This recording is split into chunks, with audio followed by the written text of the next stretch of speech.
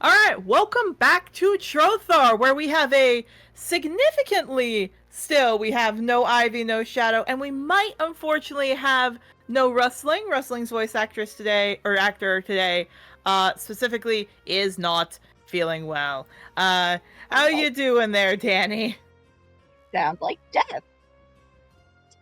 You know what? You could voice act Feather really well for that. I could be very much the pelican. The seagull, yes. And whatever. The main point to explain with all of this is there is a good chance that Rustling will not be able to stay too long. So the main thing is, ironically, I am DMing my own polycule at that rate. Yippee! Hooray. I might be here making rolls, but I'm not going to be as shocked. Indeed. What I'm going to say then for everybody here to make it clear, I'm going to be a little bit slow when it comes to clicking images and everything else because I have a wrist brace on. Nothing bad happened, just that I do a lot of typing and a lot of writing, and that requires a lot of my right hand. Meaning that I basically sometimes need a little bit of time to get settled with that, if we will. So that sometimes makes me get almost carpal tunnel-like things. So I have to put on a wrist brace. Couldn't find my wrist brace for a while. We bought a new one. So it'll take me a little bit. As well, just getting things moving along, making sure everybody's on the same page, blah, blah, blah. So we will be having some fun today.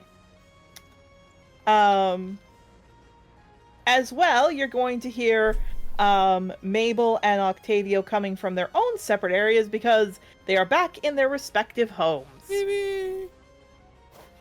Last California. I want to be in California, though. I wish I was there. Hey! Pay me money, people, so I can move to California. Alright. Do it, I'm holding a gun.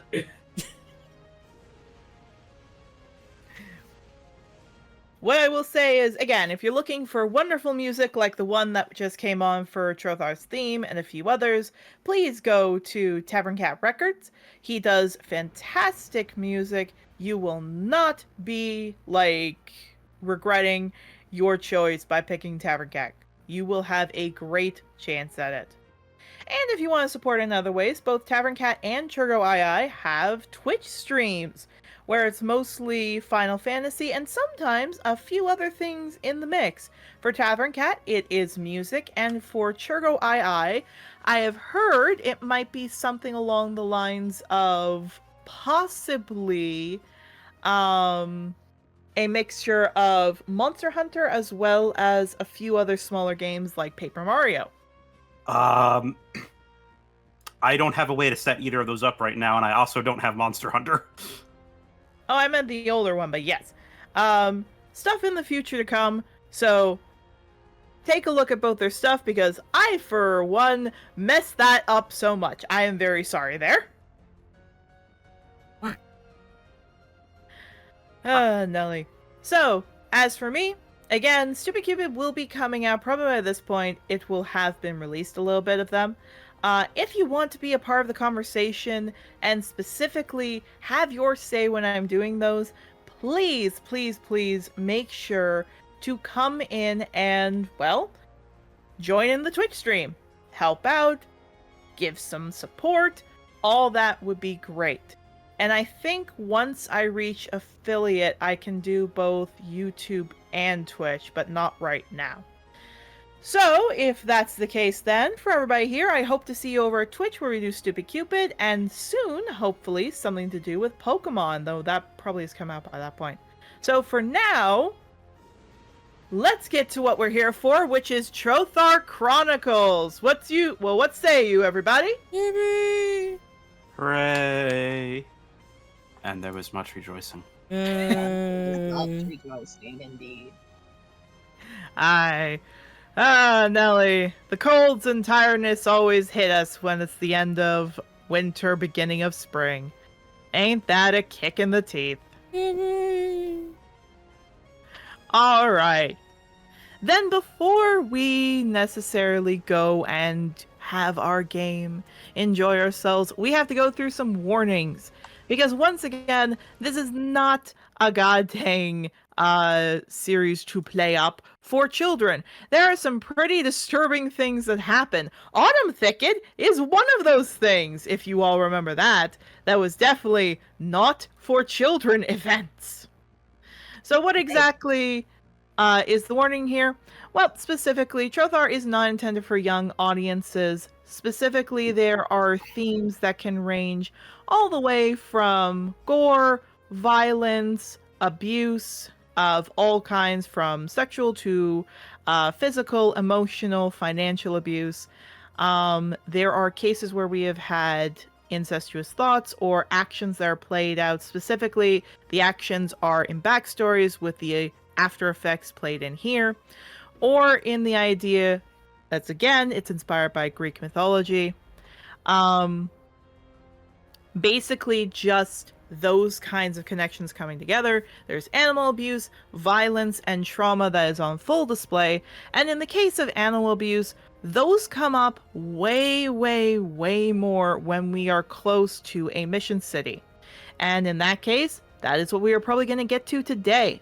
So because of all of that, please be warned that, as I've said in the last few times, this one is going to involve the food industry, such as factory farming, foie gras, and just animals treated poorly in the farming industry. So please be advised, viewer discretion is advised. If this is not something you are comfortable with, please step out. It's okay. No one is going to hold you to it. Please do not feel like you have to. And last but not least, just as a warning with this, obviously we will try our best to make sure to give warning when things happen, but this is an improvised kind of game, so things may slip by. I'm very sorry if that happens. We will do our best to give heads up, but we can't always prepare for that. And before we do anything else, just because I want to make this very clear, I would also like to say a big thank you to everyone, because I just checked right now. So this will be like in the future when this is released. Thank you everybody for getting us to 1,000 views on the first episode of Trothar. Thank you very much. I'm very, very happy to see that people really, really like this campaign. So thank you all so much.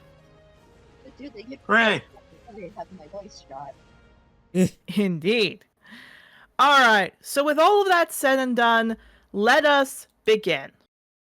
And we will start with Rustling's theme, specifically because of what just happened. Oh boy. So, when we last left off, you guys started your Monday morning all the way to Wednesday morning. You got a chance to kind of understand the school life, get your grades, learn from people, spend some time, and get an idea about how these school days are going to affect things as you go on. You made friends with people, you bonded with some people, you got to hear about some people visiting the school, and for some of you, you got to go and spend much time and rejoicing with people who your intended husband, fiance, whatever it is going to be, has adopted and mistreated. Isn't that right, Mabel? You and Victor spent some fun time with each other. Some of you got to flirt and spend time and enjoy yourselves with a certain romance partner who also traumatized your dragon, and on the note of your dragon, starting to get him out from his chemical romance phase to maybe his Nickelback phase. Ain't that right, Octavio? He'll get the Green Day eventually, and then at that point he'll be all right. Aye. And some of you ended up spending time healing up after your injuries, as well as getting to spend a little bit of time with a guy who kind of is been worried about you, wants to be your friend, want to make sure you're okay, help you out. A big, tall wolf boy. Ain't that right, Rustling? I mean, the inside indicated that he's just a friend, so. Indeed. And as for Yarrow, you got to spend time spending it with your other herd mates, starting to fall into a rhythm of dating someone, getting to see your sponsor who is willing to take a letter over to you, over to Dawnford, and to tell you how things went. Hooray! I now- hope that goes well. Aye. But now we are specifically on Wednesday. And I say this due to the fact that everybody has their own interaction. On Wednesday, we specifically say, as I said, like, you woke up, had some stuff, all had Chaz, but eventually, I think if I remember correctly, it was on the way to lunch. It was it was breakfast. It was breakfast. It was around breakfast you all saw somebody. Now I remember. It was in classroom. It was Yep. the classroom. Now I remember. It was classroom time. Where you all were meeting with a pirate. Turns out it was one of Rustling's old friends, people, whatever you want to call it. But just somebody who knew Rustling. And apparently Rustling's not her name. Indeed. Which the name was revealed that Rustling was not actually Rustling's name, but Azalea. So the idea is that he basically wanted to make sure everything was good and just explain that he was just here to dock in on the ships and make sure everything's safe, and basically Captain Thresher didn't want anything bad happening. But also telling Rustling that specifically their husband is looking for them and that she might be in trouble. And that's where we got here. So Captain Thresher, again, he kind of like cocks his head, gives you all a little bit of a nod, make sure you're all good. He kind of just chuckles.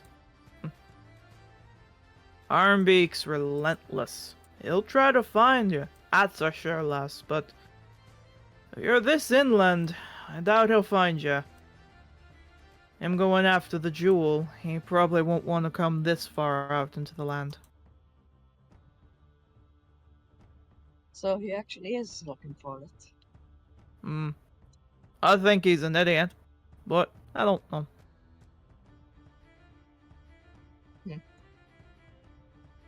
Out of curiosity, what is that? The Jewel of the Sea is a tossy item. A very powerful, very strong tossy item. You can control the ocean within its grasp. Tossy made that item so individuals could, well, enjoy themselves, controlling the sea with his blessing. But it's known to be cursed.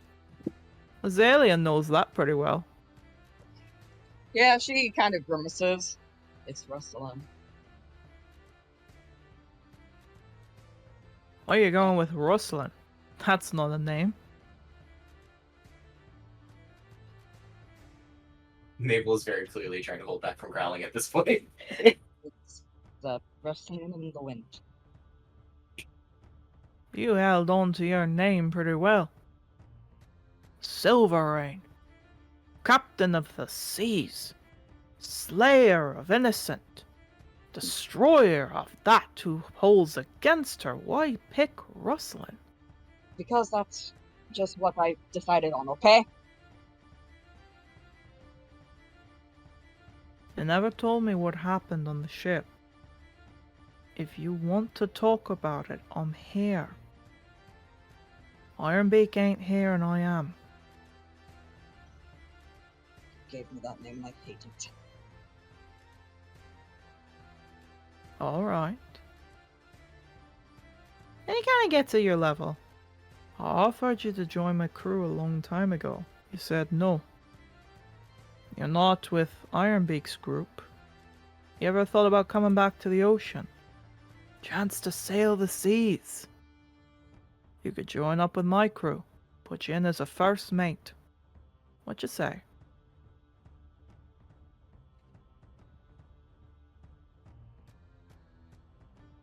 She kind of just gives him a tired look.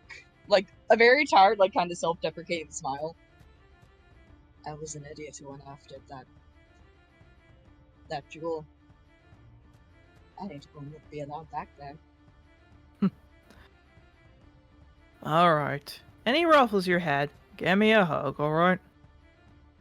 Yeah, she'll hug him. Hmm. Is the Kenku, the girl, is she okay? I don't know. When I saw the albatross, I basically got shot with a cannon or two, so we kind of left. Wait, was the name of the boat the Albatross? Well, not a cannon. He would have said, like, basically harpoons.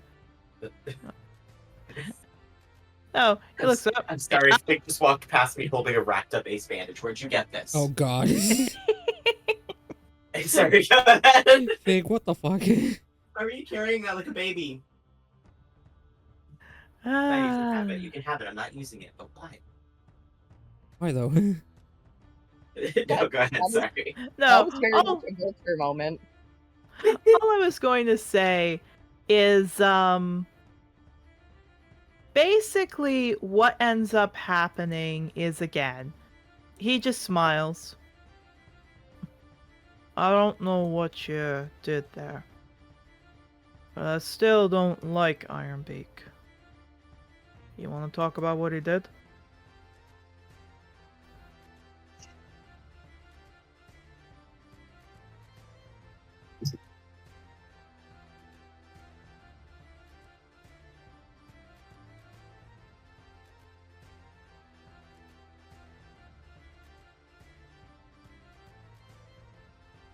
He righted the wrong that the crew fought. I committed. I'm focusing on the kids now. You told your friends about what he did? It hasn't come up.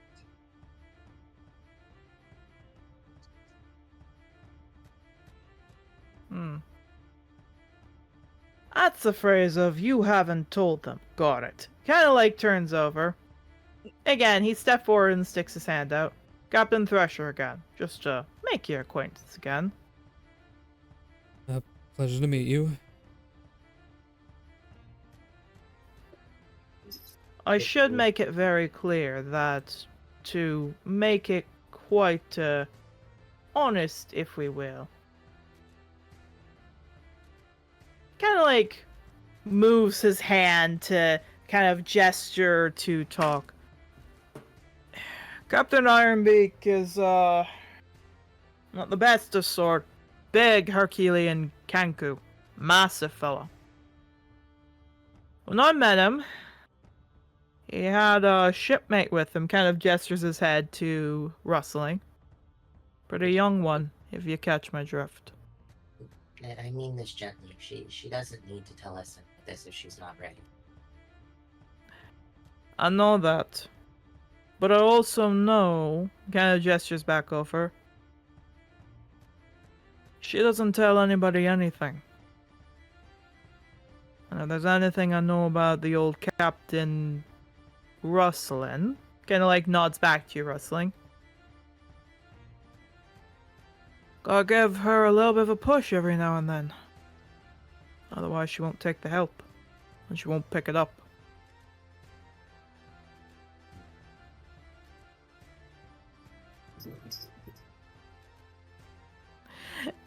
He kind of looks forward.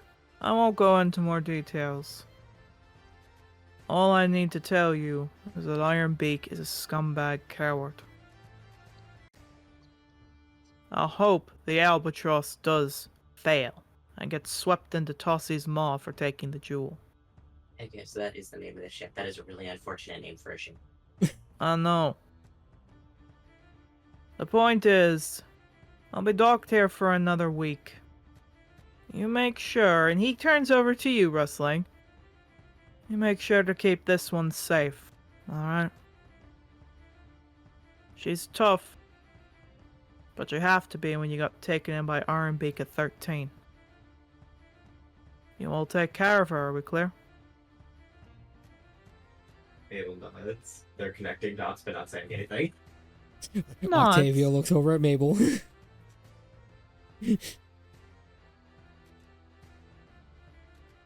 Smug cat look.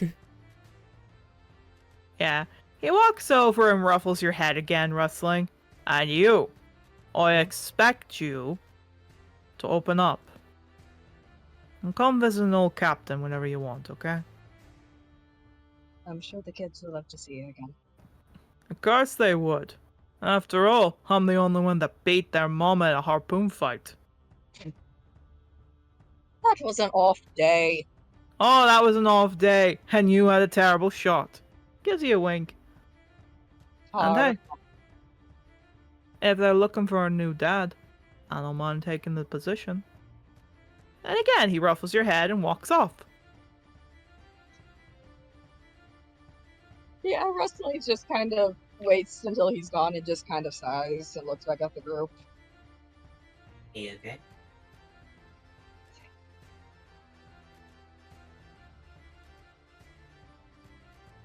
I was going to tell you, but I just didn't think it was relevant.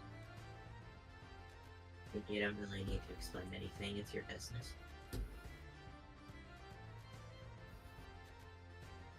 She just rubs her face. I am the... Well, considering you care about the kids, I'm Beak's their biological dad. That's what I was assuming. Hmm.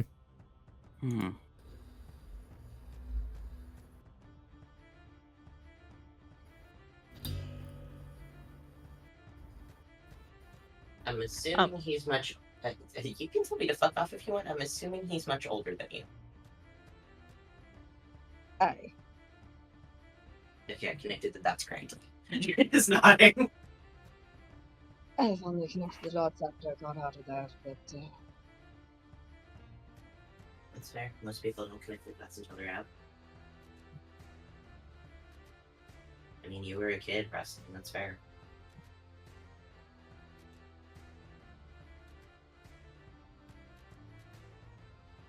this is why I'm going to therapy. She's rubbing her face. It's not. Yeah. It's like, yep.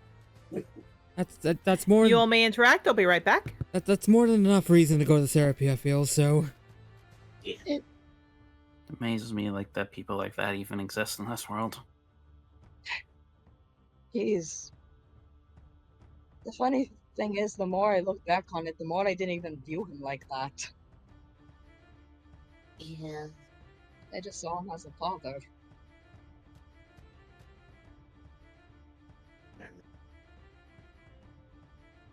Yeah.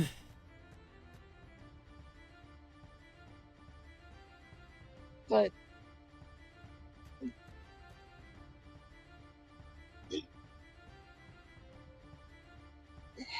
if you guys want to call me Azalea, you can. I just don't feel fairly connected to that name nowadays. What do you want us to call you? Yeah. That's the only thing that matters.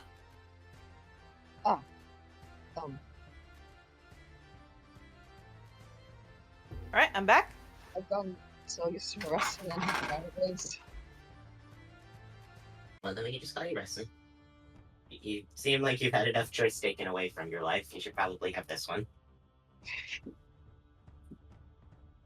Yeah, that gets her to kind of... It's a tired chuckle, but it's a chuckle with a bit of a smile.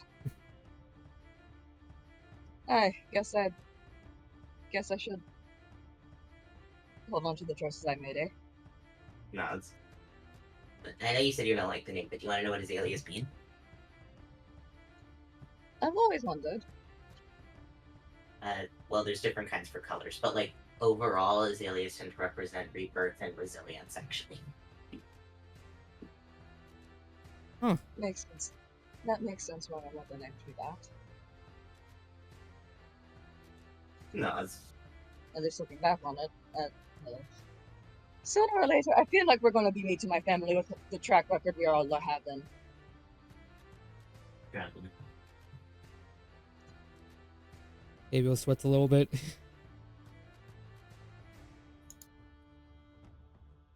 take which turn my parents are coming for parent day or some shit. That's gonna be fun. Oh, jeez. Well, we'll have you back on that one. Yeah, I'd rather you all not interact with my parents. They don't have a great track record of being Decent people. nice. No, they're nice to me, not to my friends. That Somehow that checks out.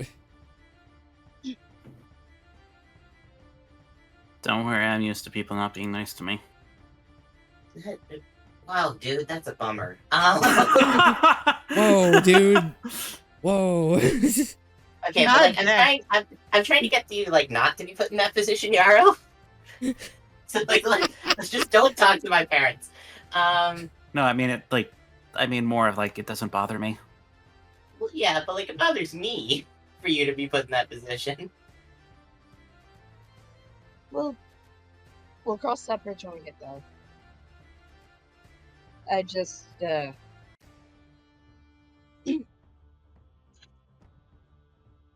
Captain Ironbeak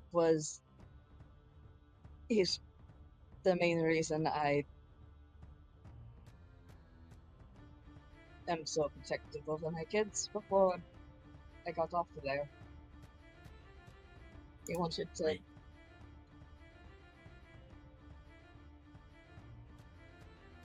he wants Daria to go to the Tassie Temple, and I can't let that happen.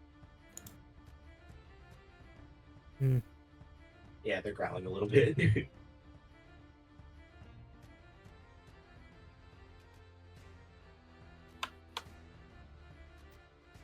That's the main thing to know at this moment. My brain is still. The more I learn, the more I realize my brain's fuzzy for reasons.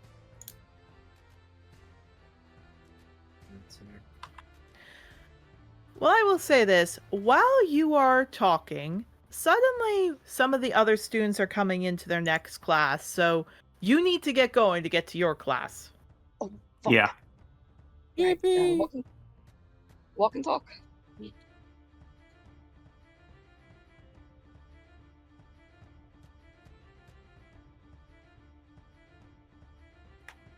All right. So, as you are going again, most of the day is continued to be the same. There's not really much issue. And for most of you, it's pretty much good. There's nothing really wrong. There's no problem, blah, blah, blah. But the main reason I bring this up is specifically at dinner time. At dinner time, there isn't really a problem, there isn't really an issue, but Mabel, as you are getting your food in line and you're getting it all set and you're about to walk, you bump into someone pretty tall. Yeah, snuffles back and kind of like ducks their head a little bit. Now, what's a pretty face like you hiding away like that? What? Do you look up? Yeah. So that's Dawn of a New Day. Oh my fucking god. That's Bahamut. Just blinks at him slowly, like, what the fuck? Erica, no, this is the wrong dragon. It has to be the other one. I'm the Tiamat waifu. Anyway. Above game for context, I've been like 3 or 4 games fucked Tiamat. Hi. Anyway. Never Canonical. Bahamut though. But no. Indeed. But no, they kind of just stare at him for a few seconds and go, hi. Hi. I heard about you. Fiance of the Sovereign, right? Oh, cool. That reputation has gone very far. Good to know. No. I spent a lot of time with him. After all, the great Bahamut has to make sure he knows everything about what his technical employer asks him of. So, he kind of smiles down. What are you doing here? Shouldn't you be eating somewhere private? think the Sovereign would spring for you to have a bit more private kind of quarters. Yeah, I prefer not to be treated like that. Oh, doesn't everyone want a little extra special attention? And he kind of Not smiles again. down. After all, I don't need to come over here and talk to you, but I decided the Great Bahamut should talk to you. And I have a letter from my boss, as he kind of holds it up. Cool. Probably repeating the same thing as before. Takes that. Not a fan of him? Not particularly. Just opens it. Yeah, before you get to, he goes, well then. He kind of takes one of your hands. How about you and I go to dinner?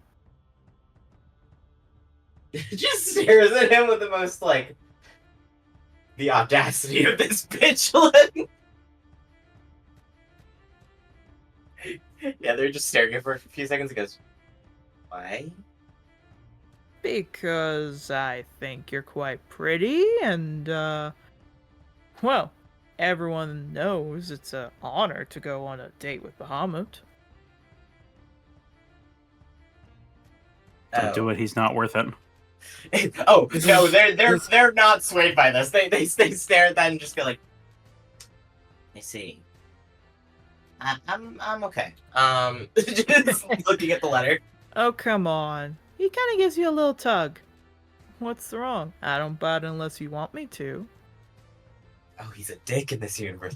This isn't my dad. I hate this. This isn't my father. No, just looks at that.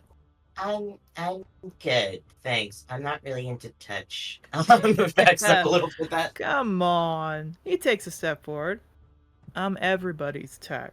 Now, why don't you stop being a prude and What? give me a try? Where are we, by the way? If you, yeah, just very lowly, very clearly growling, just goes like, if you try to touch me again, I'm going to bite you. Oh, I specifically know your group's on probation.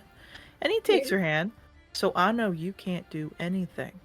So why don't you stop making a fuss? And behind him, Dawn, could you mind getting away from my girlfriend? Oh, He turns around, and it's Olivia. Looks at Olivia. Just because, and you're what? She's giving you a look. He blinks. I'm pretty sure he's not called right. I haven't been near him. I meant boyfriend. She comes in and gets in between. Would you mind? He didn't mention you. Yeah, I don't like to be open about it, fuzzbutt. Why don't you go swoon over some girl who's somewhat entertained by the lil pistachio you got between your pants? Go fluff off, eat shit, and die. Yeah, he's fluffing up. You do not get to tell me. I think I've got more right and more freedom than a dog on a leash. What, your master decide he's tired of putting you in the doghouse, letting you finally go a chance to sow the seeds?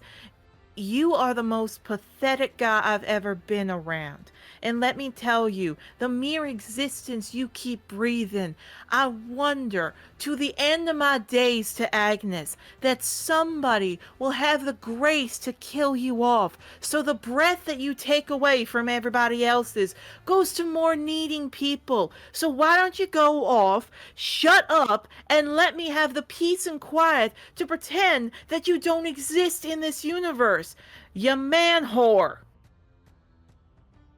He just stops and walks away. yeah, no, fair. He does stop after a bit. I want proof. What? What do you mean you want proof? I want proof. If you're so far, fine. And Olivia goes to kiss you. I will say Maple's backing up and shaking at that. They're starting to have a panic attack. I will say this. Then the Denim turns to kiss you, just pretends, just nose to nose. In your head you hear, I'm sorry, it's fine. Turns back, there. Happy?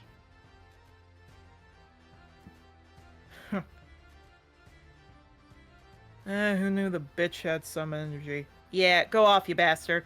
He leaves, takes a breath, turns to you. You okay? I'll live. Yeah, that's not an answer I'm good with. She takes your plate. Come on.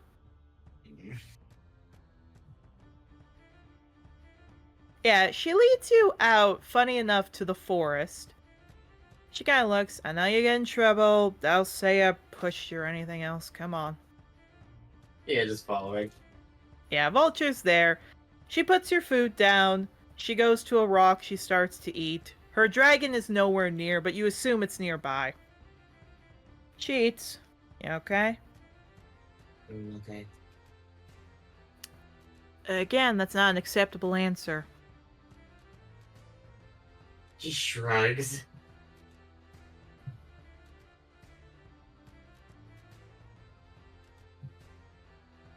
I don't know, man. He threatened to force me to sleep with him because I'm on probation. Yeah, that's why I hate Dawn. And she starts eating her food. He knows just how to find out how to get someone in his bed. Stay away from him, alright? I'm not planning on going anywhere near him now. Good. Sorry you had to see the Great Bahamut as something like that. Really fell from grace this lifetime. It's not like it's not like it's a big difference for me. I didn't really have much faith in it to begin with. Yeah. Doesn't mean it's not bad seeing that. And she takes a bite. Sorry for having to get nose to nose with you. I just wanted him to get off of you. That's fine.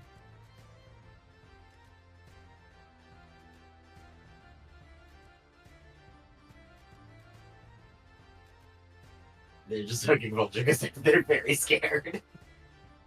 Yeah, she looks at that. She walks over. She sits. I'd offer if you wanted to lean against me, you could, but I know that's not going to be good. No, you're like one of my friends, so touch is fine. Aw, ain't that a nice thing? Well then, come here. And she, takes you and gives you a hug.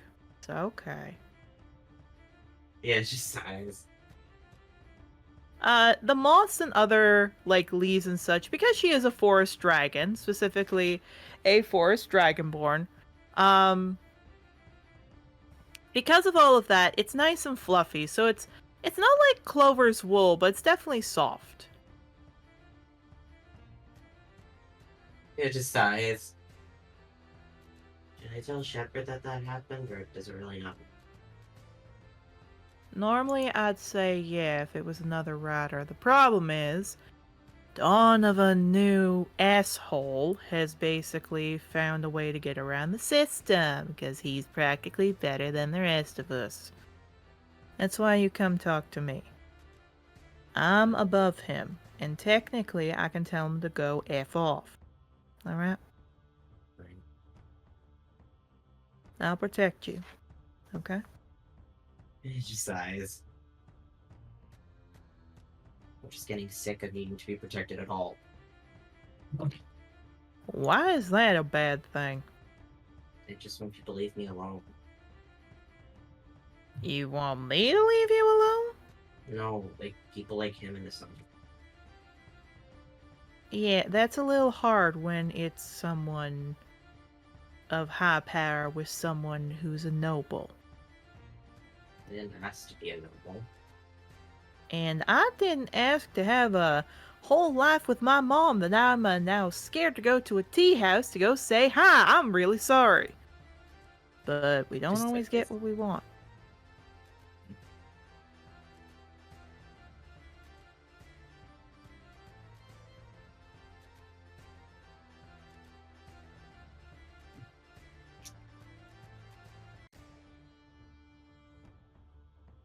And they just die.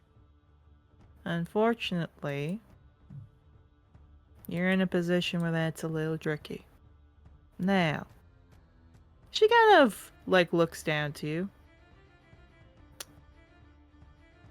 What's so bad about me giving you care? I'd like to be self-reliant. Why? I feel like that's a normal want to have. It can, but I'm just curious about why it's so big for you to have that. I've never been self-reliant. I'd like to be. Huh. You don't think you've been self-reliant? I went directly from being under the care of my parents because I was actively dying to going to boarding school to going to jail to going to the opera. So yeah.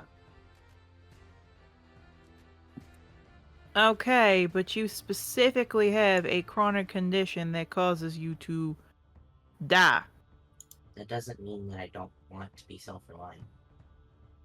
Okay, but you have got to be the most stubborn person that constantly tries to get your own way in things and to do your own thing to the point it hurts you.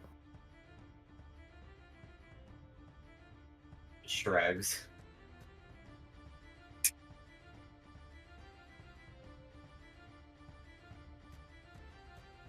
You can have self-reliance and also have help.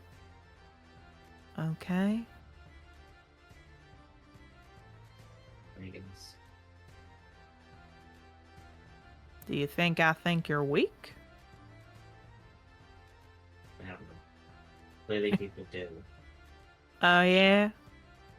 Well, do you want to stop talking for me and let me tell you what I think you are?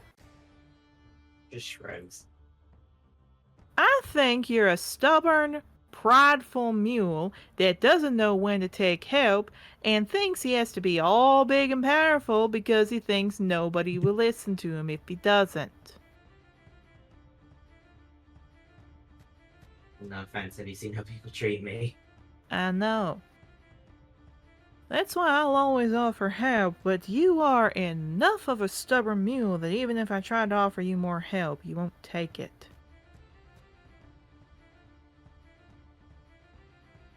I don't really need help. Yeah, and I didn't need you going to talk to my mom and telling her I exist on this island now, do I? I did not know it was your mom until it was there. Yeah, then you found out and you told her thank you so much. Well, okay, well, I don't really know how to argue that, so point taken, I guess. But I'm mad about it. Well, I know. Well, the thing about me helping you here is that. Now, I have a way that might get it out of your headspace. She gives you a punch in the jaw. Why? Oh, come on. I know you always get so hungry power mad when it comes to fighting. She cracks her knuckles and steps out the side. Come on. Like when we used to do with the whole fight ring. Come on. Come on, Princey boy. You gonna let me get that shot in you? Everybody keeps trying to fucking fight me this week. They are gonna do it, but they're like, what the fuck? Alright, roll a strength.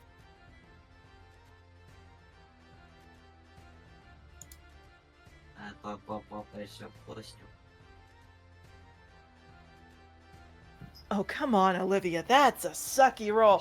Yeah. First round, you give her a punch in the jaw. And in the stomach, she stumbles back. Second round.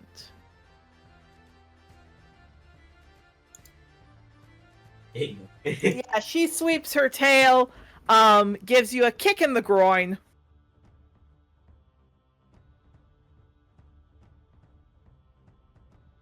Third round. Ooh. No. Oh god.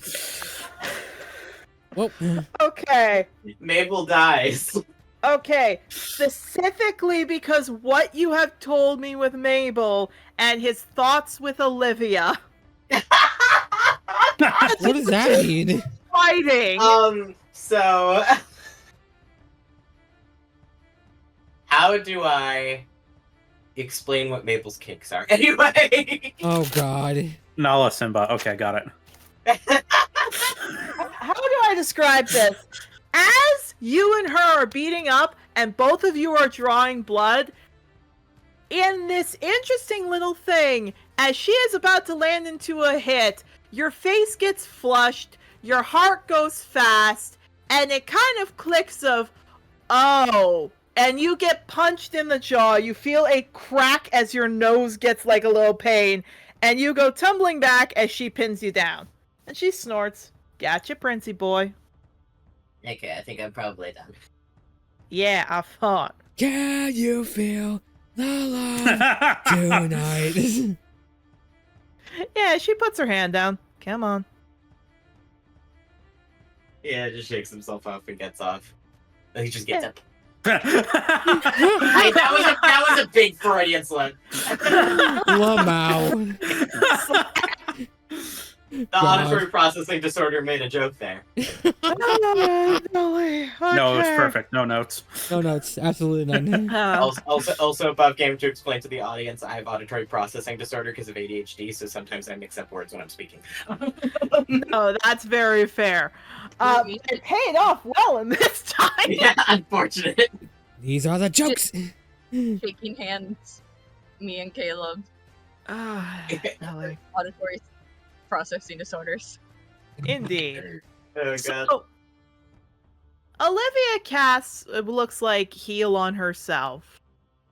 Looks at you, kind of goes, "Wow, I really messed up your nose. Okay, hang on, this is gonna hurt." She cracks your nose back into place. They flinch a little, but they definitely don't react that hard. Insane Yeah. pain tolerance. Mabel, could you roll me a charisma save at disadvantage because you got a nat 1 to getting punched in the nose? Yeah, I know. Ted, Yeah. Now I need you to know that the Mabel playlist just random shuffled to Can You Feel the Love Tonight. There's 400 songs on this fucking Good. playlist. Perfect. Please tell me that was on there specifically because of Olivia. It wasn't, but now it is. God. well, Mabel, if you want to take charge and not have people pity you, you could kiss her right here and now. No, that's not what I meant by this. That's still valid. No, they kind of sit up a little bit, shake themselves off, and go, "Are you fine, by the way? Because last time I saw you, you were like very upset about the mom thing." Yeah, totally fine finding out that my biggest regret is on the island. Perfectly fine, numbnut. I think you probably feel better if you talk to her. I think. Oh yeah, talk to the person who I messed up her whole life. Yeah, she definitely wants to hear from me. Dude, she's your mom. Yeah, not everyone has a nice relationship with their mom. Wait, not even you have the perfect relationship with your mom. Sorry about that. Yeah, my mom and I are extremely codependent and toxic. But yes. Uh-huh. Yeah, she kind of checks your mouth. Looks like it's fine.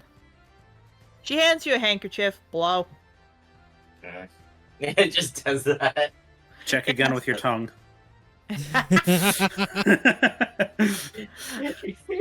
No, they shake themselves off a little bit and just go like, "Hey, sorry, I'm being pushy, but do you want me to go with you to talk to your mom?" How about when you get back from a mission that I'm pretty sure you're gonna have? Maybe. Alright? Fine. I mean, I'm not saying that like it might not go well, but like I think maybe it seems like you might need that closure. Oh yeah. What, you gonna be my emotional support, Mabel? Do you want me to be? She kinda chuckles and walks. Sounded like you want to spend a lot of time with me. What, you want to go on a date? Face emotional trauma! Have dinner! They don't respond to that pointedly, but they just shrug. Yeah, she notices that. What was that stop for? You usually always come up with stuff. What, Dawn still got you shaken up? I mean, a little, but like I also just don't know how to respond to that question. Fair enough.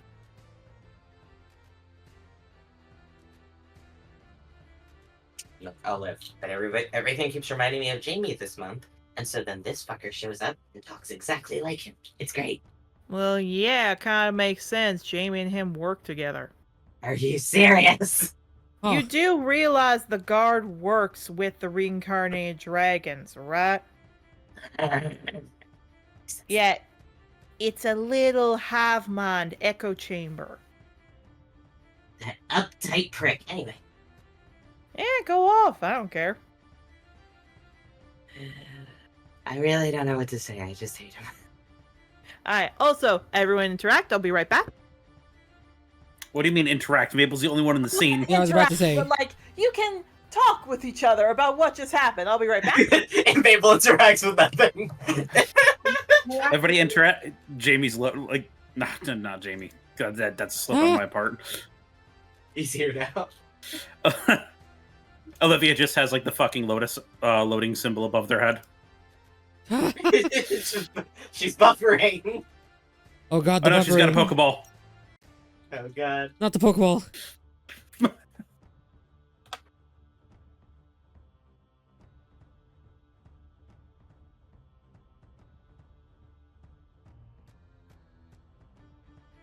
Mabel, if you want to be self-sufficient, you need to start being the one that says that you have feelings for people. Anyway.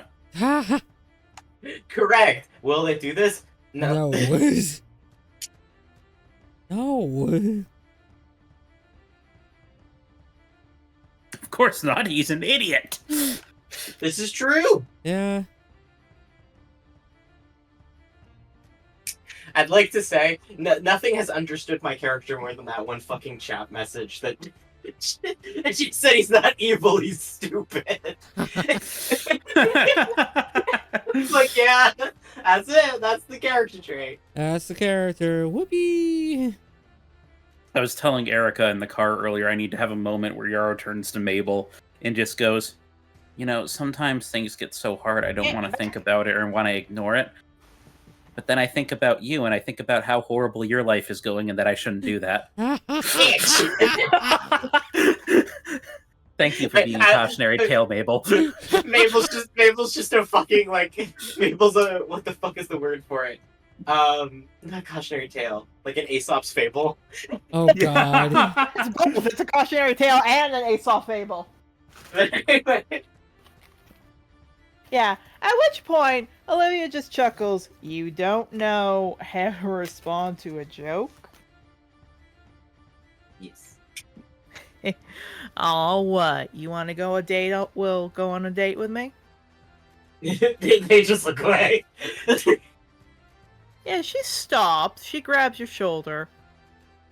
Hold on. Hold on. You want to go on a date with me? You, Mr. Uptight, snooty at times, won't touch dirt. Mabel Starkeeper. I dig up graves. I touch dirt. You touch defiled dirt. I try to get you into gardening and you get all I garden certain things. Yeah, it's called garden, the things that help with death. I have a specific hyperfixation. Yeah, I can tell. Hold on. You want to have a date with me? I'll be really honest with you. I've been into you for like 3 years, and you have never noticed. What? No. My god. What do you mean you've been into me for 3 years? What I said? What do you mean you've been into me for 3 years? You've been goo-goo-eyed going simp boy over for Clover. But I can have multiple facets to me. There's multi-dimensions. Anyway. You have multiple brain cells? I'm literally a doctor. Yeah. Doctor who got in trouble twice for necromancy. Wow, Yarrow, this salad sure is good, isn't it? On the record, I only got in trouble once. So let me get this straight. You've had a crush on me for 3 years. Yeah. Why didn't you tell me? Why would I say anything? And this is what I mean when I asked you have multiple brain cells. I mean, obviously I do. I'm not stupid. I never said you were. You're just not wise, little guy. They just huff a little bit. Little dude. Little So man. what was the end baby goal man. here? You weren't gonna say anything and just pine away like some romance novel? I mean, basically, yeah. I can't need tell you if to I know should. that during that fucking line, Fig made direct eye contact with me and went,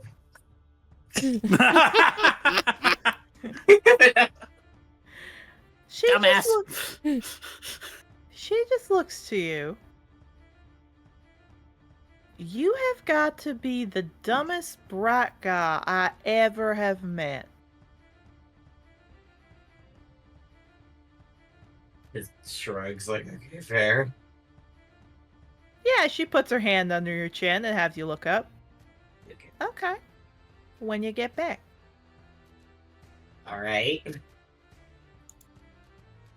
I don't know how I feel about you. But at least know I want to try. Alright. Better not be late, Starkeeper. Just not. Oh, and one other thing. Mhm. I never thought you were dumb. Thought you were the smartest guy. I just think you're thick-headed when it comes to social situations. But I you're have no also one interest. of the strongest guys I know. So don't Frankly, I have no count. interest in trying to fit to social norms. It's kind of exhausting. I can get that. And come on, I gotta go make sure you're okay. Again, I'll live. As a possible girlfriend, let me take care of my possible boyfriend. His grumbles. Yeah, she pounces on you. Ah! Yeah, you two play fight for a bit, and then you would have your evening classes. You play fight bit, it's just her punching the shit out of you. Yeah, I will say as a funsy, for Team Wildstar, you you basically just see how do I put it this way? You basically got to see Mabel look like he got the daylights beaten out of him, but he looks totally okay. Abel, who the fuck did you fight? Olivia, Why? it's just a thing we did. Okay. Actually, no, Awesome. what am I talking about? It's you. You like fighting. I did. Also, do not go near Don. That guy's an asshole. How much of an asshole are we talking? Was clearly implying that he was gonna blackmail me to sleep with him because I'm on probation. Oh, Oh, okay, so he's the fucker that lost stick privileges. Got it. Yeah, Do you wanna- clearly we're- Didn't it go out to the market and buy a whistle? Actually, that's probably a good idea. Yeah, probably. I don't know. He apparently works with my ex, so that makes sense.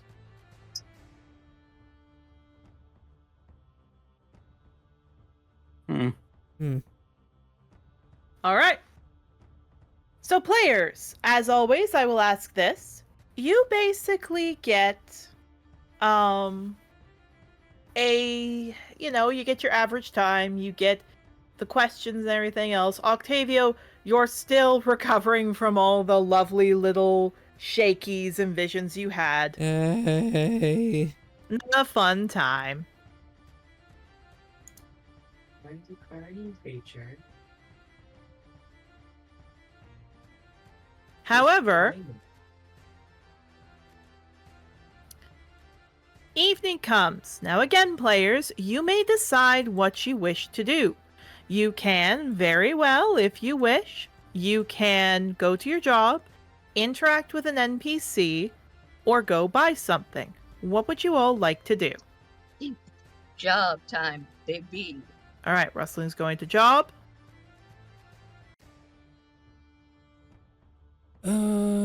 What would Octavia want to do after the day he's had?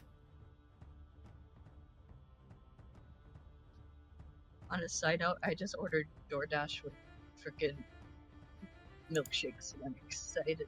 Hell Nice. yeah. Good for Wait, you. My throat earned it.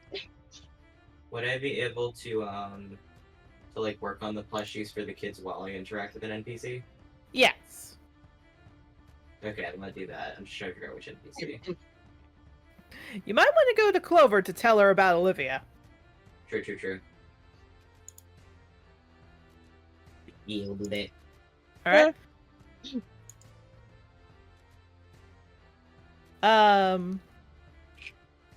Yarrow, Yes. what do you want to do? I should probably get a little bit of work in before we go. Okay, I know I should Um, spend time with the boy, but fair enough. And Octavio. Probably gonna go just check in on Adagio. Tell her how Adagio. if possible. If not, probably Okay. just talk about like the visions and stuff with either Adagio or Rose. So All right. Oh. Oh, she found her catnip toy. That's why she's like this. So, Rustling and Yarrow, not much happens. Not much big stuff. Not really needed, all that. You don't need to worry about it. You do your job. Do a good job. Again, Yarrow, you get basically having to deal with plants and people wanting to know what herbs work. It's relatively a nice day, except when you get a lady who wants to call your manager because she thinks she's looking for posies, but she keeps describing poppies, and she claims that posies are poppies are posies. Your manager, the owner of the shop, tells her she's an idiot and kicks her out. I imagine him literally. Yes. As for you, Rustling, not much happens, you know. You have a good time. Your manager's fine. People do come in. You do see Captain Thresher's boat is located actually close by here, so it looks pretty alright. And you're okay. We're going to start with Mabel. So boy. Mabel, you decide, because again, you let your manager know you stay home to help with the kids. Clover definitely appreciates it because she looks like she's working on her homework. You're making toys, the kids are running around. As you're sewing, you see Clover scrunching up her face, looks to you. Mabel, can you help? Yeah, it looks. Yeah. You come over. What Clover's working on is a basic set of math problems, which is like 6 times 2 and 10, like, divided by 5. And she kind of looks like a little embarrassed, and she puts her ears down. I feel stupid for asking this, but which one is supposed to make it more again? Division or multiplication? Multiplication. Yeah, she nods. And it's the top number multiplied by the bottom number, or the bottom by the top? Well, multiplication doesn't actually matter. Order doesn't really dictate it. Yeah, she nods and she, like, writes it down. She gets the multiplication. The division, she looks a little bit. She eventually gets it. But she does see the toys. She smiles and nuzzles you. You know, this has been the nicest 3 weeks I've had, despite all those fainting spells. He nods. Yeah, it's been nice. She actually kind of, like, wrings her hands a bit. Have you thought about maybe staying here? I mean, if that's physically possible. Like, not taking the Sovereign's marriage opportunity? I have a little bit, but I mean, then he'd just take Shadow Lake with me. She kind of scratches the back of her head. Is that so bad if he took her? It's kind of works now that I know who it would be.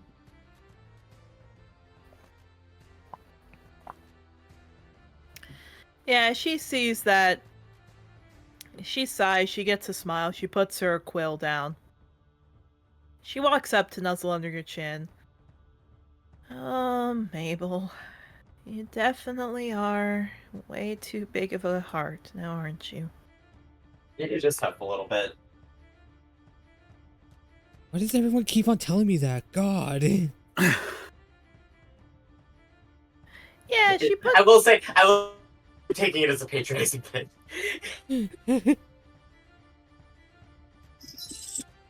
Yeah, she looks to you. So how was your day today? It was... She nods. Sounds like a better day than I had.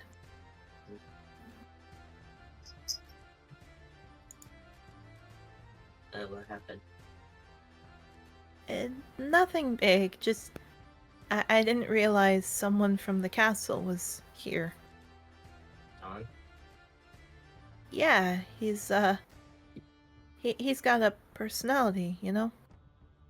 What did he do?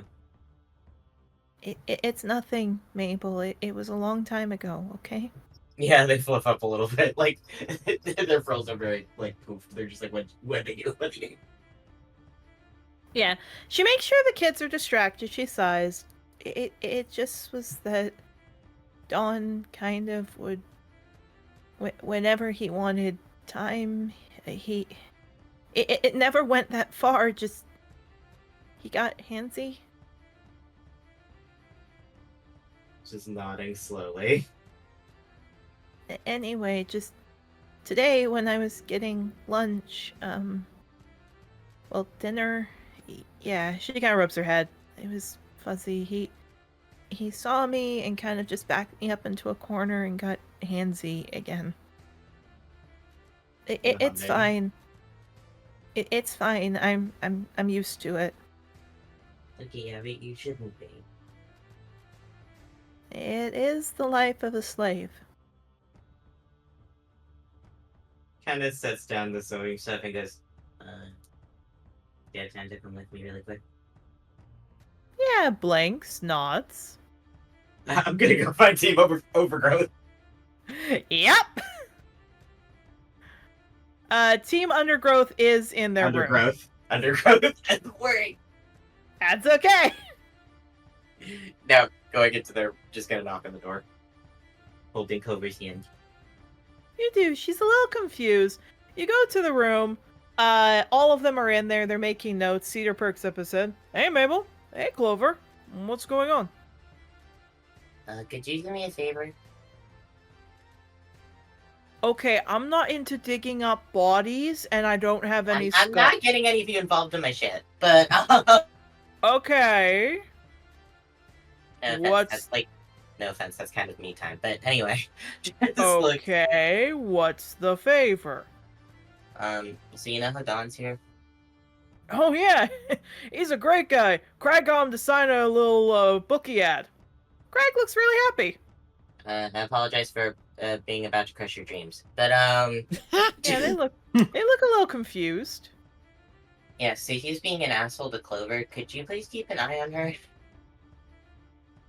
They look absolutely confused. Masai walks over, but Dawn's, well, it was nice to us when we were there. What are you talking about? He's from the castle. He's been trying to be handsy with Clover. Okay, buddy, let me see how well you can hide your emotions. Not well at all! Good Okay, job. buddy! Yippee! Oh, okay. I need to remind people that one of Mabel's negative traits is manipulative. Anyway, God. Ulysses' child. Yes. So, Cedar's ears go flat back. He starts to bristle his fur, as does the others look very unhappy. Crag walks off, holds out a bag that has some stuff in it, hands it to you, Mabel. He looks upset, but he hands it. Can you burn this? Just asking. Yeah, sure. You want me to? Thank you. Yeah, Cedar, goes over, gets down to her level a bit.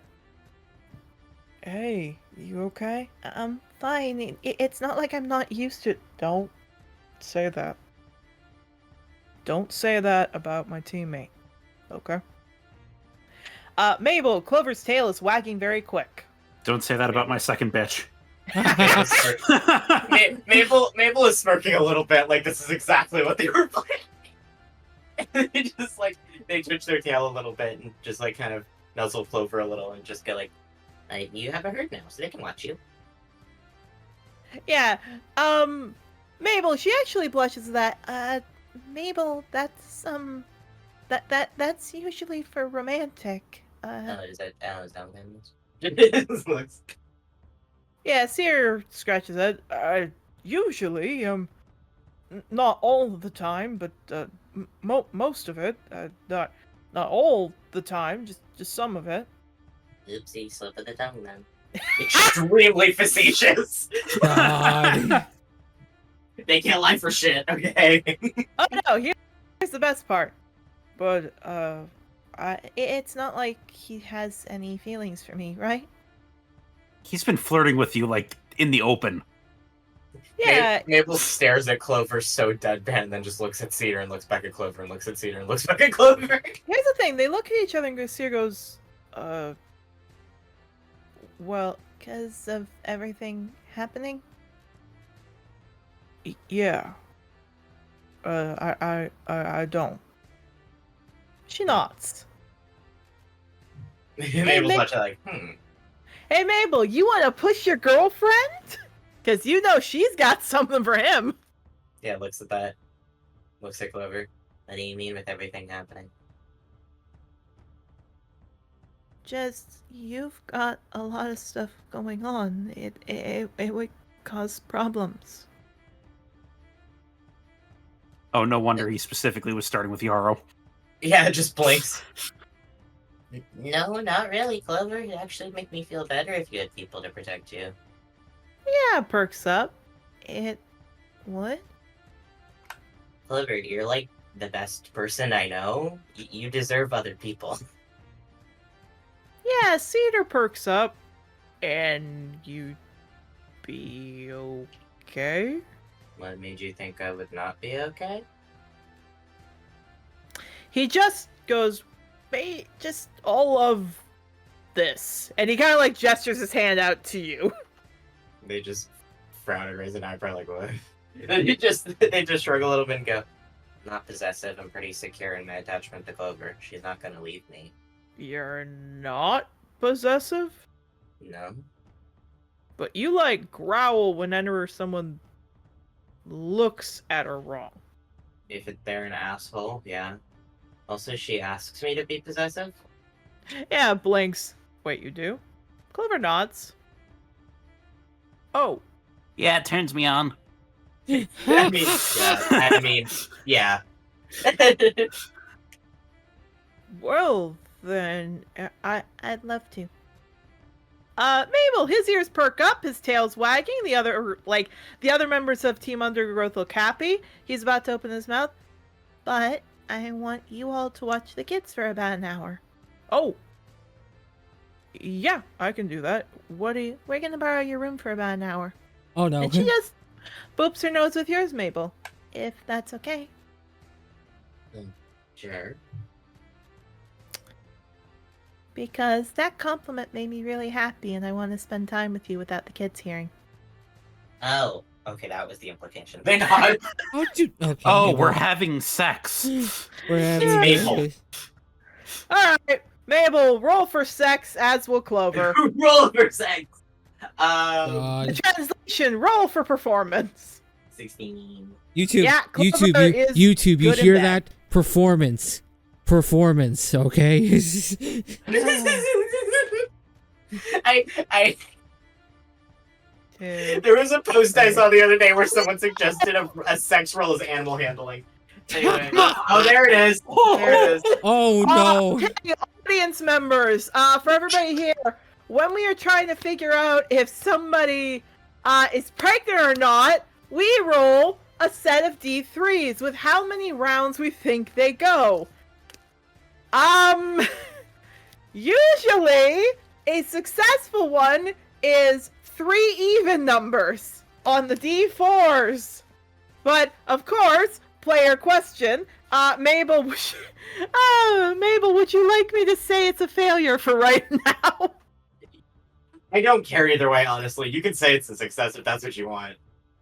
I will say it's a success, but you're gonna hate me later on in the campaign for something I have planned. Oh no. Congratulations, you did it before Yarrow could. Well, yeah, I've been with her for 8 years. It's my turn. It's my turn, Clover. God. Mom said it's my turn with the sheep. Don't say it like that. No, not with the sheep, in the sheep. Don't say it like that. Stop. Just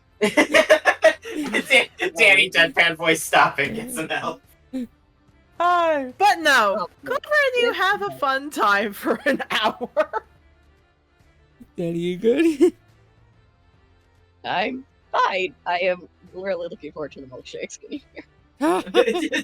Milky. Danny's holding on by a thread, and that thread is milkshakes. Milky. Milkshake. Oh god. Uh, Can I do one other thing after the fuck? Yes, 1 second. Percy, there are 7 billion people in the world. There will be people who live on the street. I would like the freedom to open the blinds. Can They- you let me keep the blinds open and not sound like Cujo? So far, no one has decided to pick up my milkshakes. No, Percy. But to be fair, my other order is on the way, so I'll have Gatorade. Good. Yeah. Gatorade. Percy, come here. Come here. IV in a bottle. Hi, Percy.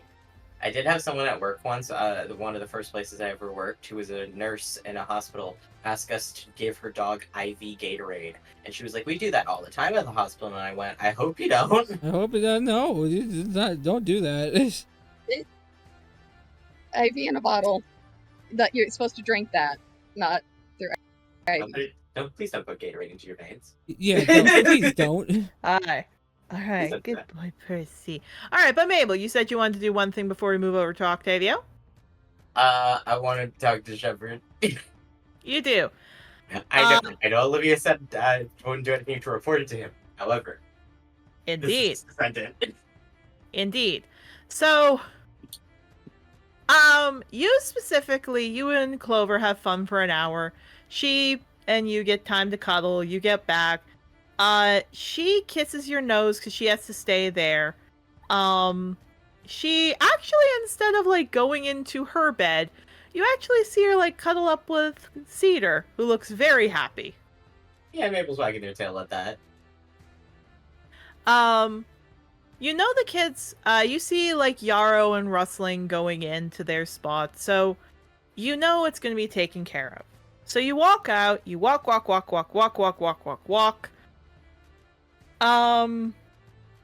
You go out. As you're walking by, you suddenly bump in to Hollyhock.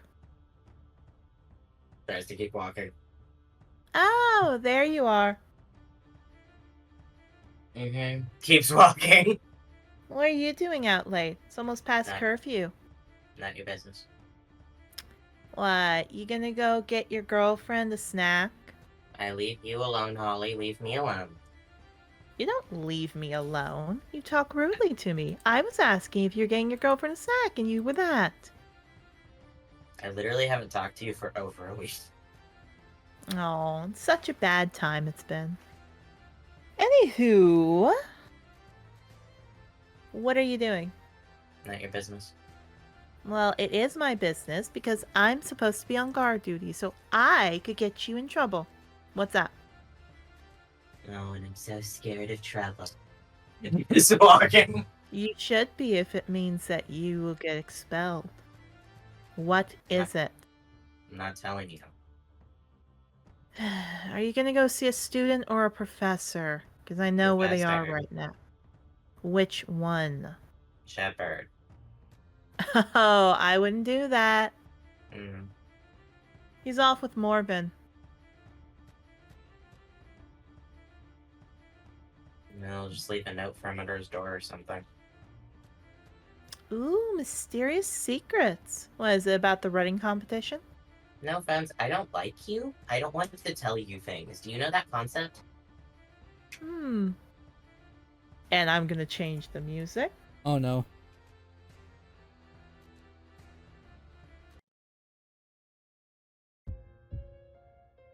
Is this about the fact that Dawn felt her up? They roll their eyes. You know, I can stop him. No offense, I'm not making deals with you. Just listen. And she skips up. You want him to leave her alone, don't you? I'm not making deals with you. I'm just gonna ask one thing as she starts walking backwards to look at you. I'm trying to be nice. No strings attached. I'll do it for free. Yeah, nothing's free. Well, you've already helped me with one thing because of something you did. I owe you. Yeah, then consider that a favor. I'm not doing anything with you. I have to do something. You saved Ivy's life. Mm-hmm. Yeah, she's still following you. You get to the professor's doors. He's not in his room. He's in Morphin's. I'm just gonna leave a note. Fair enough. But I still owe you, so please tell me how I can get rid of it. I hate being in debt to you. You're not in debt to me. I did it for Ivy, not for you. I'm in debt to you because you saved my best friend. Yeah, best friend. Just looks at that. Yeah. Sure. Not What's- like Ivy's story lines up about that. What are you talking about? Oh, boo-hoo. Holly was there during my pregnancy. I was there. No, you weren't. You were there the day that it got transferred. I was there after. No mention of you, no trace of you there. And I you like weren't to there keep the worst thing myself. of it? I kept myself hidden. What's your Look. point, Starkeeper? I don't have evidence for it, but I'm just telling you and Ivy to get your story together. Is that a threat? No, I'm just telling you.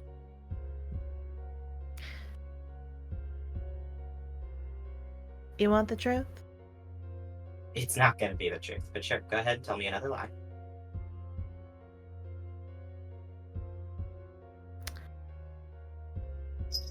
You're right. It's a lie. No offense, you don't need to tell me I'm right for me to know. No, It's I correct. mean, you got the fact I wasn't there. I lost family around that time, and I wasn't a good friend, and I wasn't there when I should have been. Okay. I don't suppose you've ever lost family, so I doubt you understand how it feels. They're just writing the note. Anyway, I assume you're gonna put in about the fact he felt her up. And I assume you're gonna put it about the other stuff he did around the school? They're just ignoring. But you've got an eye. I was not there. I am her friend. And I did take care of her all that time. I was just tending to a friend after my family passed. That's all. If that's real, sorry about that. Just shrugs.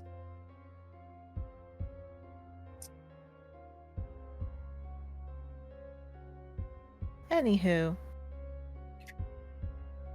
you're not telling everyone everything too, are you, Starkeeper? Well, yeah, I don't have to. Yeah, I tell Ivy everything, so what's that say about you with your friends? I've known them for 3 weeks. And no offense, the last friends I had died on a fucking muse.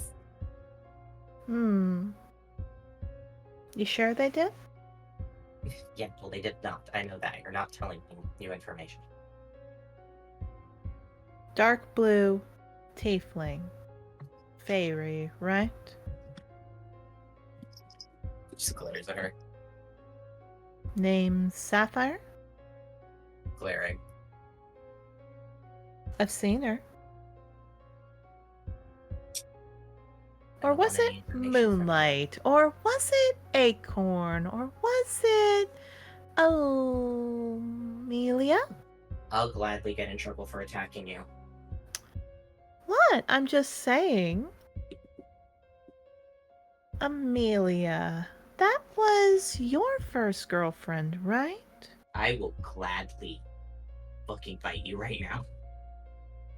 Oh. Hey, Fake, can you get off the shelf? Fig, now's not the time. I'm trying to be One serious. sec, I have to get her. Stop it! Get down! Stop it! Oh, What's wrong Figgy. with you? She's attacking Tepping. Anyway. No, not that big.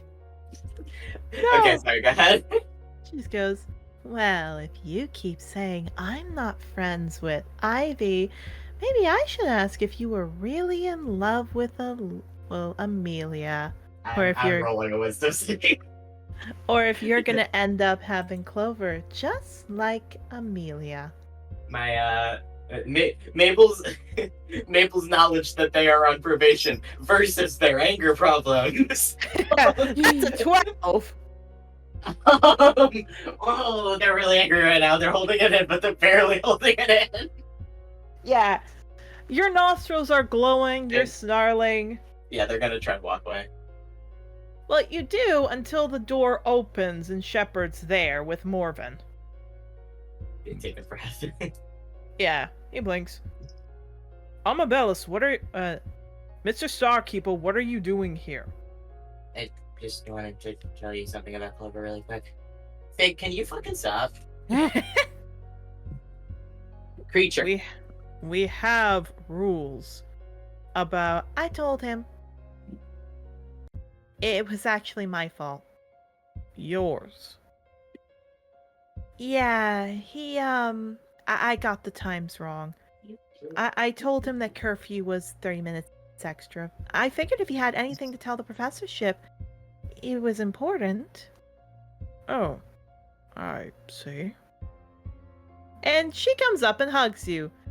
After all, I owe him so much. They fucking push her off. Mr. Starkeeper! It's fine. Being touched. It's fine. I get it. Might be a little hatred for New Age. He's marrying a New Age. I guess people that aren't Clover then. Being Perhaps. touched. Perhaps we should all go to bed. And Shepard gives you a look. Isn't that right, Mr. Yes. Starkeeper? And so I do the thing about Clover really quick. He nods. He turns over to Hollyhock. Hollyhock looks to you. Guess we're not gonna be friends, huh? Yeah, obviously. Just ignoring her. Fair enough. She walks off. Yeah, just sighs, looks at Shepard and just go. I was just gonna tell you that Dawn was being handsy with Clover. Yeah, Shepard does kind of grip his staff a bit. I'm afraid I can't do anything about that. I didn't think you could, but I didn't think Clover was gonna tell you herself. He nods. Morven sighs. While we appreciate the heads up, you'll be having detention after school tomorrow. You're not That's supposed to come out of curfew. Insane. Just shrugs. They're unfazed. And whatever is going on with Clover, I'm sure Professor Sod will take care of. Now, No. Professor Sod, thank you for the meeting. Shepard looks up. Of course, Morphe. And he starts to walk over to his place, which is right beside Morven's. Yeah, just shrugs, going back to their room. You are. You're threatening a convicted felon with detention. They don't give a shit. Jake is on its way. Indeed. Yeah. All I'll say is on the way there, Hollyhock seems like she's talking with her brother. They kind of give you a bit of a glare and they keep walking. They're ignoring that. They're like, oh, fuck.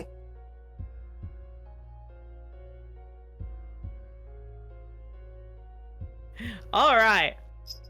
So.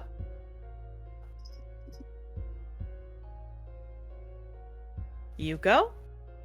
Switching to happier music. Yay. Octavio. Yeah.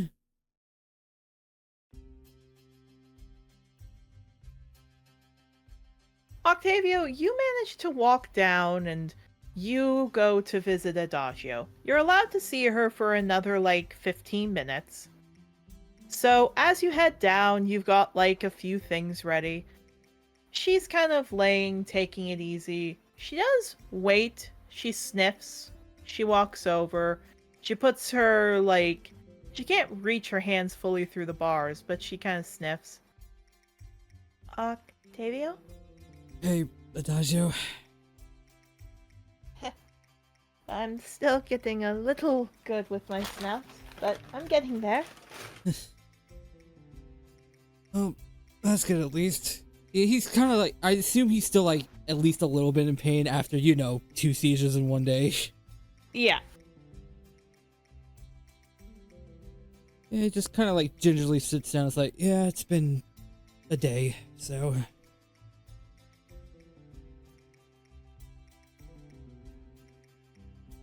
Well, you want to talk about it? It's kind of a lot to talk about. You remember how I had what was it that the boss called it? Shakies? Back when I was at the circus? Yeah. Yeah, today they were more frequent than ever.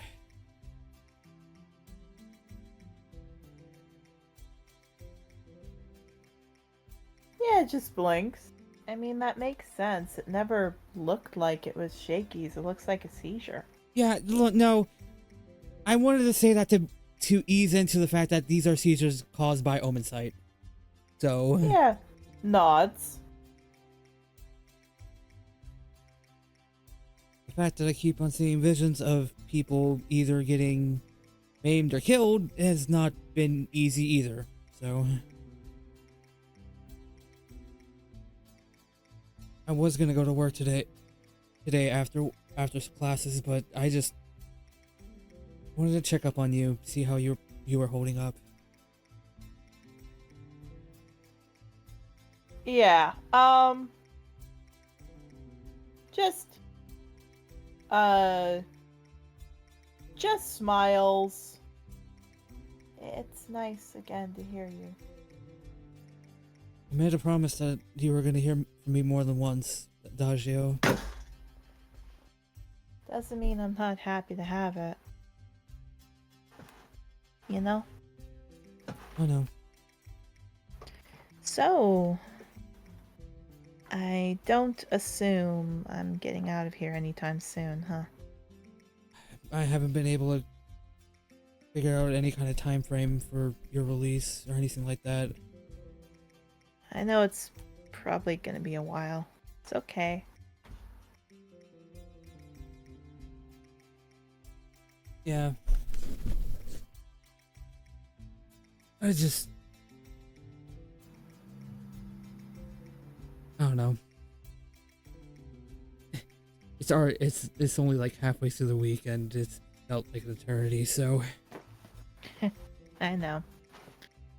But, tell me about what it's like being in school. Well, considering my school experience has been different than others, I will say it has been nice, at the very least.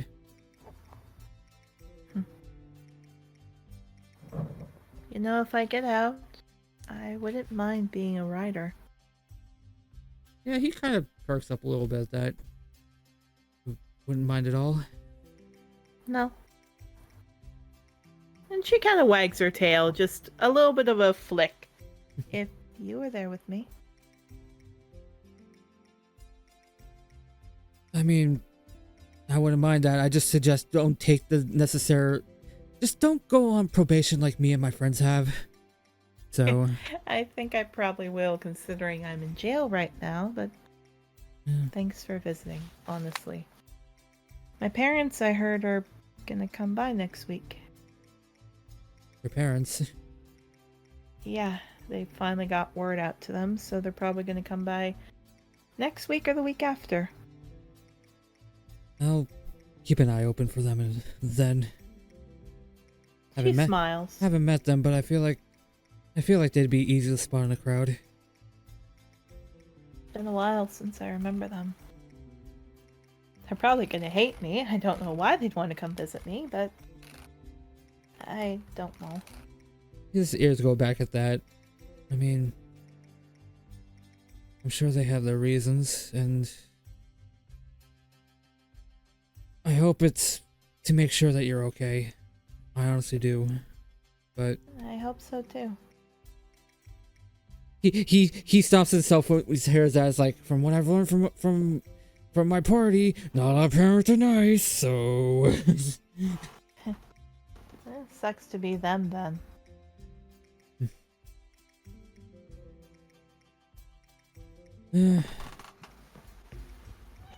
He kind of like hangs on that for a little bit before just under his breath going, makes me wonder how they're doing out there then. Also, apologies if I sound a little off. I have a kitty who has feline herpes, if we will, and I need to clean out her nose because it's looking a little blocked. Maybe. Oh no, Daisy. Come on. And ow, honey. Yeah, there we go. No, so how do I describe this? She smiles. I will admit, is it weird to say it's a little nice in prison? I mean, in comparison to what the circus was like for you before. Nods. I mean, it's nice not having to wake up till like whenever I want, but at the same time, I miss the animals.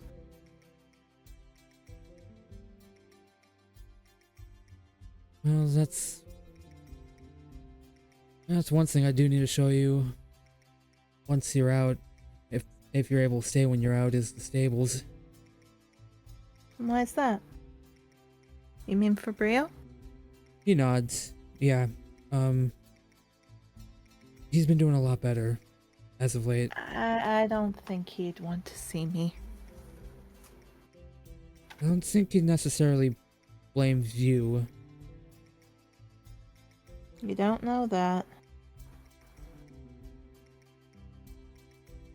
No, I don't, but he's been a lot kinder as of late, and I'm hoping that as his wounds heal and as all that happens, he's able to understand who was really the one behind it. But again, Yeah, she nods. that only time can tell, and that's gonna have to wait until you're able to get out of here. So Also, you're welcome, Daisy, that I got the gunk out of your nose. Maybe. Milkshakes are here. yeah, My throat feels so much better. Good. But no, Octavio, you have to go soon. You pack up your time. You leave. yeah. And the funny thing is, on the next day, on the 18th, not much actually happens. Oh, thank God. Well, that's what I would say, except for one main thing. Oh no.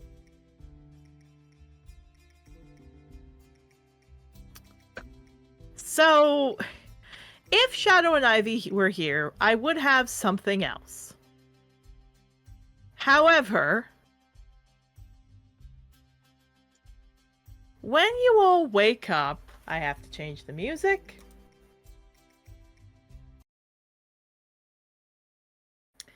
Octavio, you have been taking your medication, correct? Yes. Okay. So this will be a little easier. Octavio, this is the middle of the night.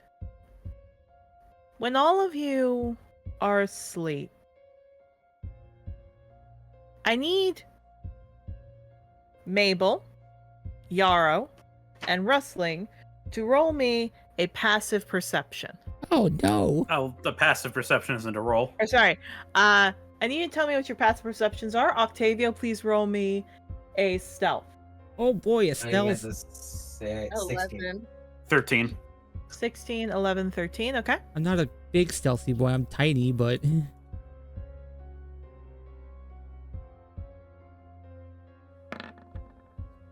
14. Hail now. Yeah, that makes sense. Mabel, you are used to that if people came in and the Sovereign specifically would come into the kid's bedroom, you would be perked up because you knew something bad was going to happen. You're a paranoid motherfucker. So, with that happening, you very, very, very quickly notice someone's in the room. And when you look up your head, it looks like it's a Kenku. Yeah, they're kind of growling a little bit. The Kenku turns to look at you. Do you have dark vision? Yes. Then you specifically see that it doesn't look like a normal Kenku. The feathers are fluffed up. The eyes are pinpricked with red in them. It looks a little demented. It does not look normal. Can I like roll perception? Because I know that Octavia's a were-raven. Yes, you can. I was about to say that. Oh, sorry. No, it was all right. What I was going to say is, but the thing you notice is specifically that there are ripped clothes everywhere. Nope. Okay. Mabel. It is a male Kenku that has his hand on the doorknob of the kid's room. You don't have any interest in figuring out who it is. He's going to go after the kids. I apologize for this, Octavia. Mabel's kind of a scary person. Oh god. Wisdom save. Oh no. Oh god. Wisdom save, you say? Oh boy. 13. That's a failure. Command. They fluff a little bit and go bow. Yeah, he bows. Everyone else, you wake up to this. Nah. What's going What? on? Who the fuck? They're growling. You are. Mabel, are you looking around at everyone? Yeah. Okay. As you're looking around, you're like, okay, there's Yarrow, there's Rustling, where's Octavia? Oh, wait a minute. Yeah, they blink at that. They stop growling and drop the command. Sorry. Octavio, can you roll me a wisdom? Just regular wisdom? a regular wisdom. Okay. Whoop. Oh, good boy. 21. Yeah. You are able to keep your mind together. You can't talk, but you go from a voice in your head saying to kill to calming down, and it's almost like after the command, you're able to get your head on straight as you can see everybody, but you can't communicate with them. Yeah, you see the Raven just kind of like shake his head like back and forth before like slowly going away from the door back to like the group. What's going on? Sorry. I think that's Octavio. Oh, Nods. oh. Yeah, I should not have done that. Oops. Okay. Can I at least give like a thumbs up though? Can I at least do can. that? Just to give a thumbs up to Mabel. Mabel, Mabel nods like, "Head, all right." what I will say, Mabel, is very clearly you can also see that now that it looks like he's in more of his command, the red around the eyes has shifted back to white, and he looks like he's in control.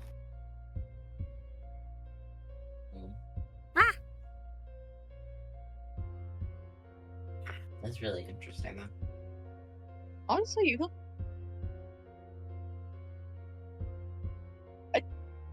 You look It's like a kinda bird. cute. He's kind of cute. just gives a look at Yarrow and just goes,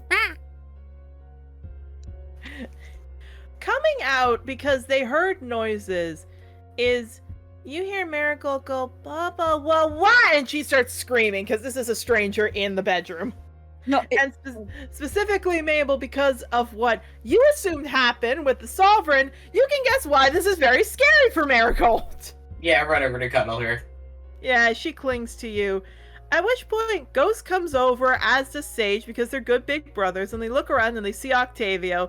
Sage starts to snarl, and puff up, as does Ghost. And Ghost, just before he can do anything, Sage actually starts to, like, get really mad. Mabel, do you want to do anything? Yeah, it looks like that's Octavio. Calm down. Yeah, they settle. Clover is not here, so she can't help them, but Marigold is clinging to you. She settles down, Mabel. She just needs some time.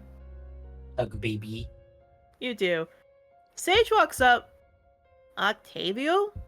Can you hear me? Hey, he can hear you. I don't think he can talk, though. So can we have him as a pet? That is an adult man, so no. But he can't talk. Yeah. Whoa. Okay, no, kid, no. he's Cypress can't talk either. That's not your pet. That's your brother. So, Yeah, but like, he can understand me better, and like, he has his own way of talking. He's just talking like a bird, so he's a pet, right? No, Okay. he's a were-raven right now. is Octavio there a is pet? wishing someone could cast speak with animals right now. Dear God. Here's the thing. He blinks. Yeah, but Daria's not gonna like bite. He's a little bit more animal-like, so yeah, pet. Isn't that what most wares are then? No, that might be racist, kid. But that's what teacher said. That's What? changing. Not Cold Duster, the other teachers. Okay, no, we're not. No, I think that's racist. Actually, I'm gonna pass Shadow Leaf, but Jesus Christ. Mabel the next morning, like, "Hey, Bright Heart, is that racist?" Yes, extremely racist. Oh no, my kid committed an aggression. He was taught to commit an aggression. Oh, God. No, Mabel shakes their head and goes, "Yeah, we're not gonna call him a pet. Let's not do that." Don't worry, kid. I Okay. didn't find out I was this until last week, so. Yeah, Ghost and Sage like yawn. They start to go back to bed. Marigold's passed out in your arms, Mabel. I'm holding the baby. Yeah.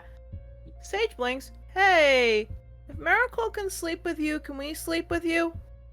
Hey, sure. Yeah. He smiles. He shakes Cypress awake a little bit. Cypress makes noises. He explains it. All 4 of them come running out. They're like, okay, here I go. Yeah, they hop into your bed, Mabel. You're not gonna get a lick of sleep tonight. This is fine. Octavio, you do have your sense for you, but you kind of just want to do things. So as everyone, I assume you all are going to go back to bed. Yes. Should we tell the professor or? Are you gonna be good for the rest of the night, Octavio? Just hold the wing out, trying to indicate thumbs up. You know you can nod your head, right? Shrugs. Okay. I think he's just I being teach you sign language, dude. You know, I need to teach Daria that too. Sorry.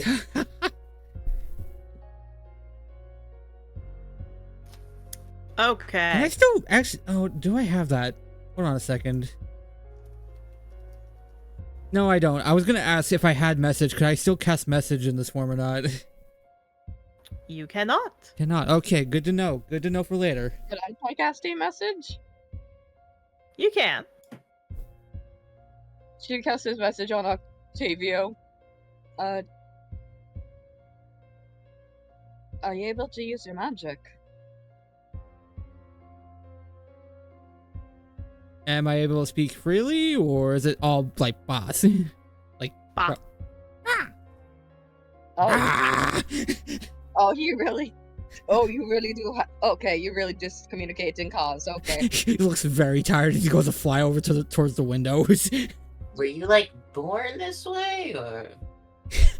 He kind of, as he's like on the windowsill, just kind of shrugs. This is probably from our mom. If a raven could give a look of confusion and uncertainty, that's the kind of look he's giving right now. Also, sorry, I was cutting you off, Danny. No, it's okay. Just freaking Wrestling was just gonna tilt her head to the side. I mean, is it new to you? Because I know me finding out about me not fully being an Arcanal officer to me. This is the first time Octavio's been like quote unquote conscious during this time, right? Yes. He again kind of gives a shrug, not a yes or a no. He's kind of just. This is the first time he's ever been conscious during this. I'm gonna assume that's like a so-so. I will say, as much as you all want to talk more, you have school the next day. You should get to bed. Yeah. Do you want to try sleeping? No, Octavio, you don't want to sleep. No. He actually shakes his head. Okay, just come back safe. Funny enough, Octavio, you go to the window, you open it up, you spread out your wings, you jump, you're happy, and then you forgot you can't fly, and you go whoop. The good news, however, is because of your lightweight form and the fact you're flapping your arms very, very fast, you only take 11 damage. He just like bounces and gets up like a fucking rat.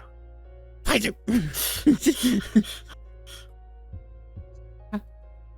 So I've never been able to fly in like after changing. Okay, that's different. Perhaps another way you could, but right now you can't really fly as much. Don't like that.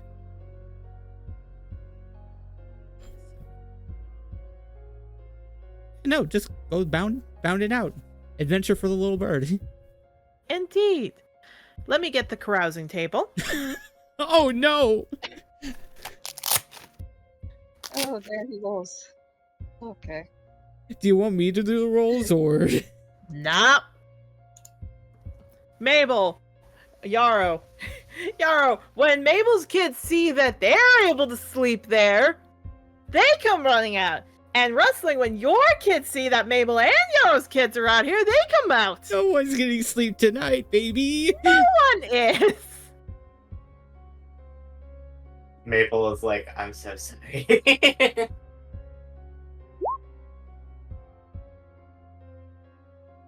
Oh no. Ah, 87. Oh no.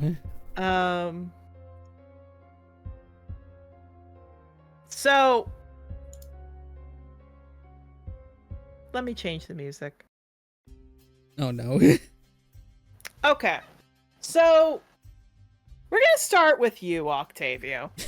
Because to everybody else, what happens today is not big. What happens today in your like setup and what's going on is not big.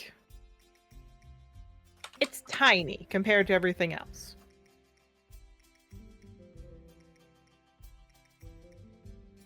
But Octavio, first and foremost, you wake up sore. And when you wake up, you're hanging upside down, your foot caught in what looks like a rope trap. There is war paint all over your body. You are naked. And specifically, Morven and Shepherd and Brightheart and Flitter are all just watching you.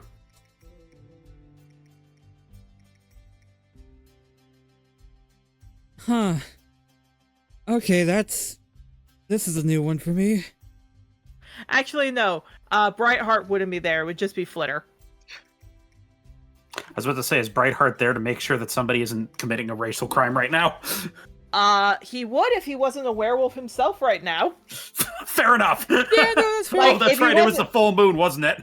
It was the full moon, so like he would be there. So I'm back to normal now, right? Yeah, which Marvin is looking at you. Well, I need to remember to lock your windows from now on. Yeah, I'm not gonna lie, I was actually coherent through most of that for the first time in my entire life, so... Yes, I can guess so. You stabbed into my shoulder a written manifesto about the religious ideologies of the Spider King and the manifesto of socialism we should bring about to the rest of the world Oh. from Angador. Oh, nope, okay, nope, that's when I blacked out again, okay. Yes, it was fun. Thankfully, Flitter was nearby and we could get you upside down. Which, by the way, she cuts the rope, you fall. What?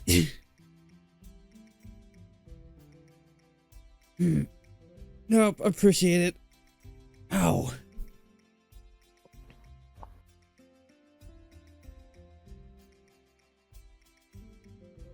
Yeah, she nods.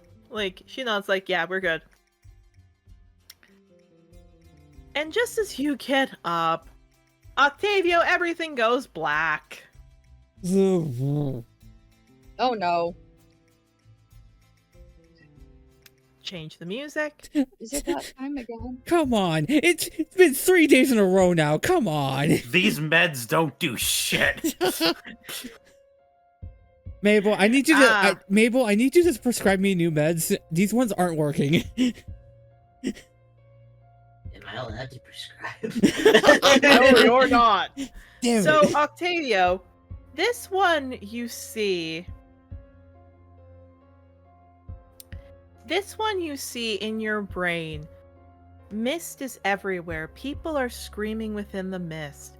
You hear many different things. You hear a woman screaming, a woman cackling. You hear many different things. And then you hear somebody calling of a name you know, as screaming at the top of your lungs you hear Mabel.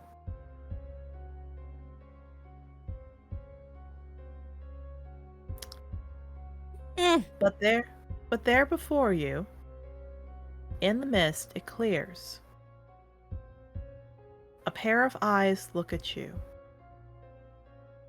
Flashing gold, they lift their head up to be a monstrous size. Then another, and another. What looks like gray and human teeth lunge at you when you wake up. And Flitter is, again, like, cleans you up, makes sure you're okay. Thankfully you weren't wearing clothes this time, so it's easy to clean you up. And she looks to you, goes, easy, easy, easy. It's okay. You're alright. He's leaning up a little bit as he's holding his head for that one. She nods and she, like, checks you over. You alright?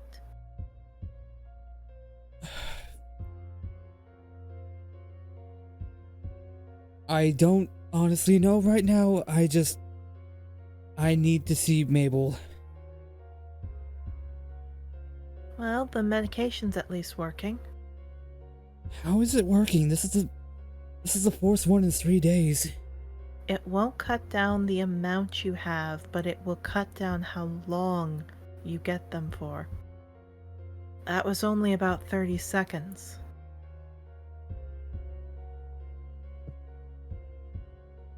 So in order for me to see him longer, I need to cut out the medication. Okay, good to know. Ow. No, that will make it worse on you.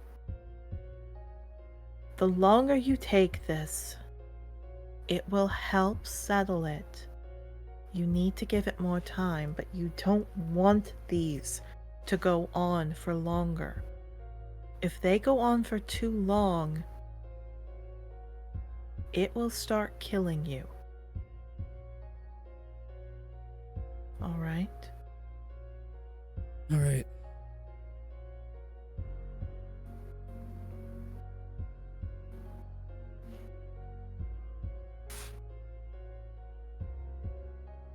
Okay. She pats you up. I'll take him to class. And she starts to lead you out. Come along now. I get dressed first, if that's okay. Right. She throws like some very baggy clothing because it's the Right. professor's clothing. Okay. We'll work on that. Fair enough. Okay. I'll take you by your room after breakfast, alright? Yeah. Thank you. Yeah. She brings you to her room. Her room has like stars and maps, charts, bones, and other things to tell the future as she starts to like look for smaller clothes to hand to you. Because you're going from human clothes to Kenku clothes, which are still big, but not as big as humanoid or like certain breeds of Pakora. So they're still loose, but they fit. Mm-hmm. She looks to you. What did you see? Just missed. Just heard a lot of voices, and one of them was screaming towards Mabel. Then I saw something with practically golden eyes lunge at me. Had, I could tell, more than 3 heads, probably. Human teeth. I've never heard of something like that before. That's why I want to talk to Mabel to see if this is anything that he would know of. But if you're talking about mist and all of your visions have been on Angador, that sounds like Ocean's Point. Yeah, he looks up at that as he was like adjusting his shirt. Ocean's Point. When the mist carry into Ocean's Point, a soul will not make it out. That's the phrase.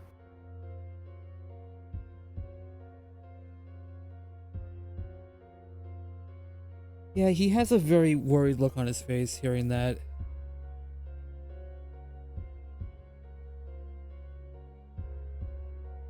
Yeah, she nods. Now, we'll get to food and then go back to your class. I'll walk you there, okay? Thank you. Yeah, she nods. Back to happy music. We'll go with Yarrow now. Oh, also looking at Right. responses. Oh, in responses? Okay, no worries. Just for everybody here, Rustling will be hopping off. Thank you so much, Danny, for coming in. Take it easy, alright? He needs medicine just hitting hard, and I need to eat. Of Keep- course. Of course. No worries. And then there were 3. Yippee! Let's all So- start making out now. Indeed. What I will say is, Mabel, there isn't really much happening.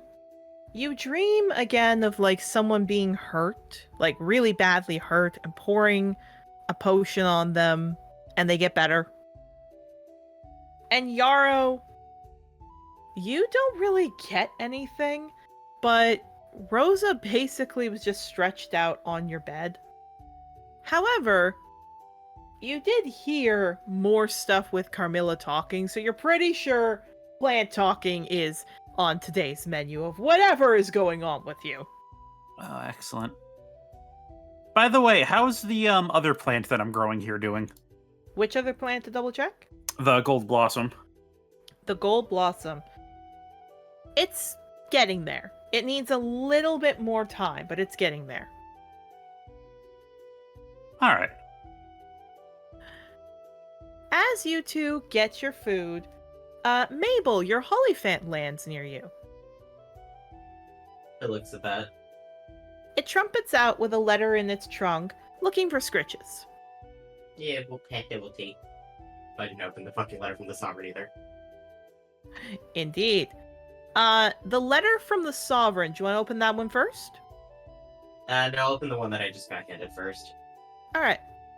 You open the letter, and it says, Dear Mabel, I hope you're doing well. We haven't talked with each other since school. I don't know if you remember me, but it's me, Ginny. Yeah, they broke up with that like, fuck, what? But they remember her. Indeed. I heard you gone to Dracodale, and my husband's letting me leave for a bit. I'd like to come visit you on our wing carriage. I hope to see you soon. Have a good day. P.S. I heard about the trial. Perhaps we can talk about it. I hope you're okay. Signed, Ginny. They're like, oh my god, wait, she still wants to fucking talk to me? Lamau. Indeed.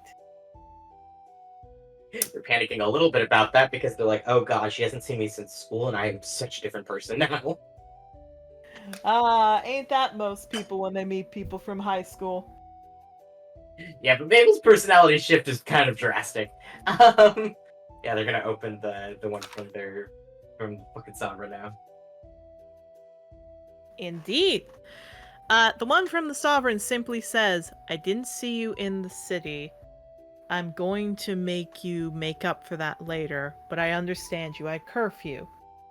Please make sure to get some of Yarrow's fur. They're grumpy about it. They're like, oh, Well, Yarrow's right there. They rub their face a little bit and look at Yara and go, the Sovereign wants some of your fur, apparently. Why? I don't know, and he would not tell me even if I asked, if I'm real. This sounds like really dark, bad magic. Probably. Hmm. You can say no. I'll tell him to fuck off.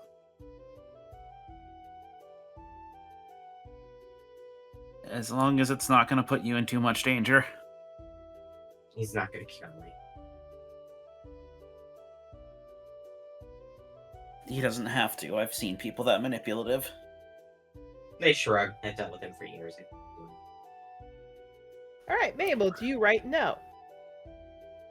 Yeah. You're They, right, they, he they does. write they write he doesn't want to. You're right, he doesn't want to. It writes back, did I ask what he wants? They just sigh. They just sigh and like right back up. They just write back, what do you even want it for? Did I say you could ask? They just write, it's a little difficult to get the fur from him if he doesn't know what it's for. Tell him it's to make someone smile. They hold up the fucking letter and show it to Yara, just with the most, like, face expression.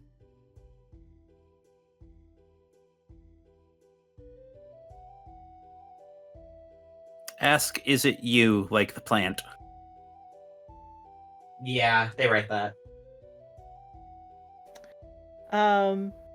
No. He said no.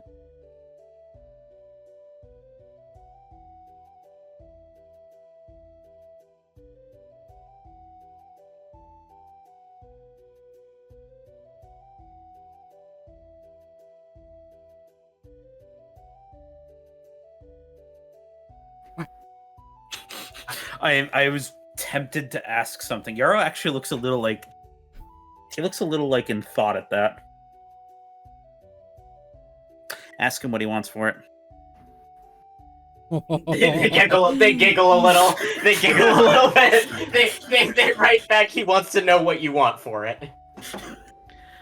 He simply writes back, after a long pause, if you don't get this piece of fur, I am going to sign a letter to get Marigold back here. They write spoil sport and then pause and write give me a sec. Indeed.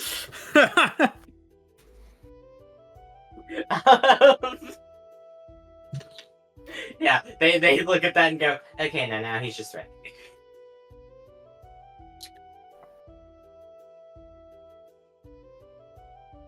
Are you showing him the letter? Yeah. His ears flick a little bit and he kind of thinks for a moment more. He's gonna take a clump of fur.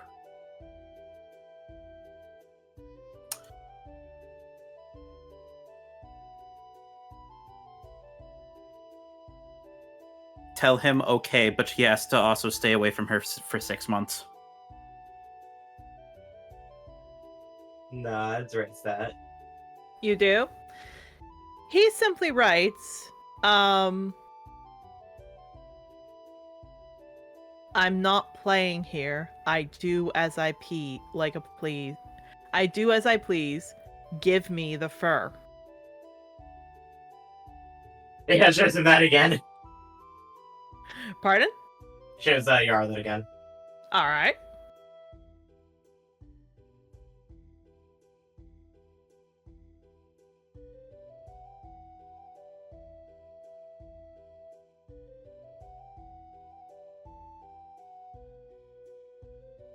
Yarrow? Yara's thinking about something. No, I don't want to implicate him on this. I was considering going to Cedar and also getting some fur from his bear, and telling him to figure it out.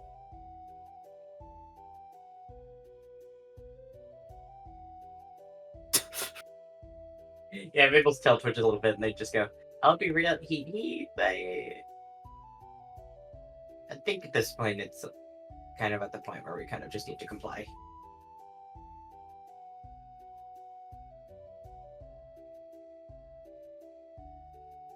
Okay. Checking something. Yeah, no, that's not gonna work. Okay. He'll just hand over the fur. Yeah, it takes that. Thank you. Okay. So, you put the fur to the letter, it disappears. And specifically, what pops up is thank you. Lord Mistborn was looking for this. And then there's no more notes. They literally just write ugh. No, they close that. They just rub their face a little and go, apparently one of my friends from school is gonna come visit.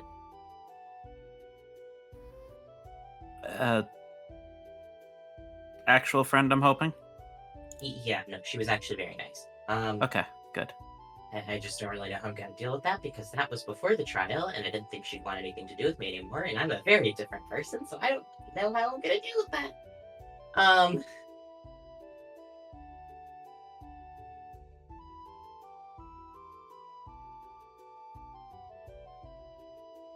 Oh, hopefully they're just happy to see you. Indeed. You two see Octavio comes in baggy clothing, looking a little unwell, into the room. You good? I've been worse, but it's been a day already. Looks like it.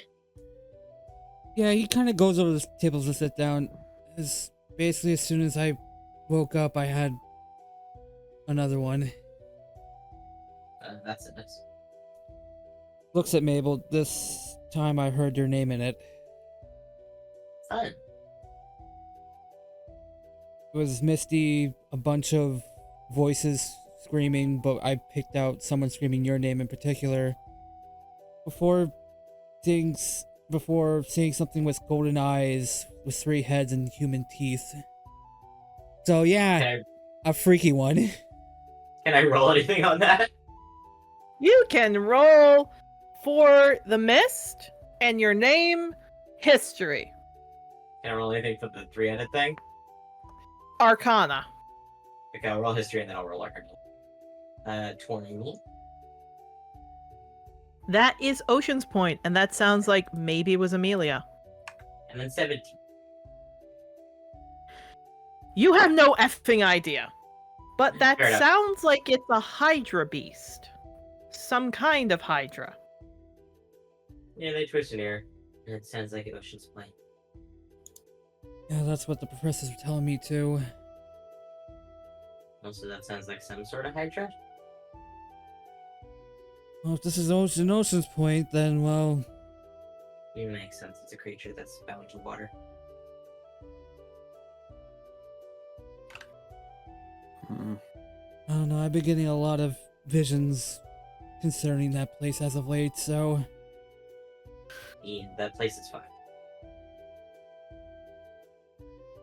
I really wish that the medicine actually worked and got rid of these things, but they've been popping up more and more frequently lately. He says as he rubs his face. Is it supposed to stop them, or is it just supposed to make the symptoms better? It's supposed to make the visions shorter. Because apparently if I continued like it was any longer, then I would have died. Which, Yeah, that's the danger with seizures. If they last long enough, then you start having a high fever, and then you start essentially, like, cooking your brain. and I get that, I really do. It's just that I've been dealing with this for like my entire life. Before then, I don't know, I got them not as frequently as I have been getting them now, but I was still getting them fairly often back then. Back then, I didn't even know what I had. I didn't know omen sight was actually a thing. Fair enough.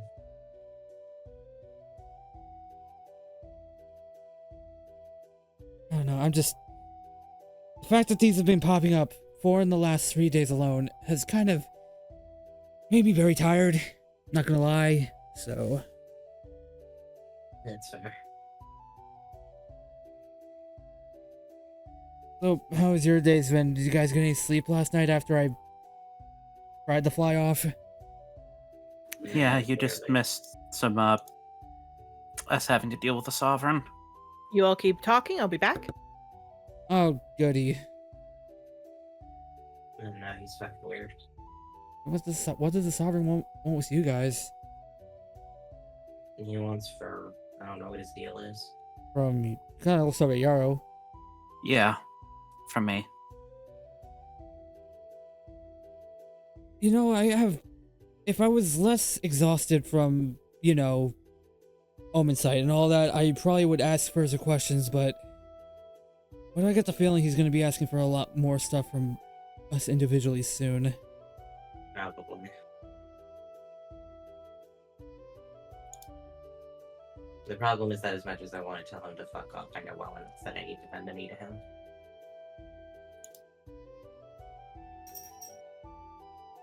And hopefully soon enough you won't have to deal with that. I don't know. And basically his dog just shrugs.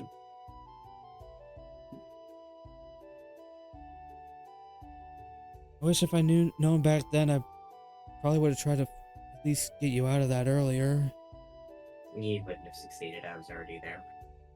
I know, but it was hard to tell at the time, Matt, considering the mask and all that. And I shrug. Again, you helped me and Ollie out way back then. I just sigh. Oh, especially with that generous donation you gave us. Well, now I understand what money is, so I get that was generous. At the time, I did not think it was. It was more than generous. If it wasn't for shit going sideways, we would have probably continued living there. No, whatever. My friend from boarding school before I got arrested, is apparently coming to visit, so that's all fine. Oh.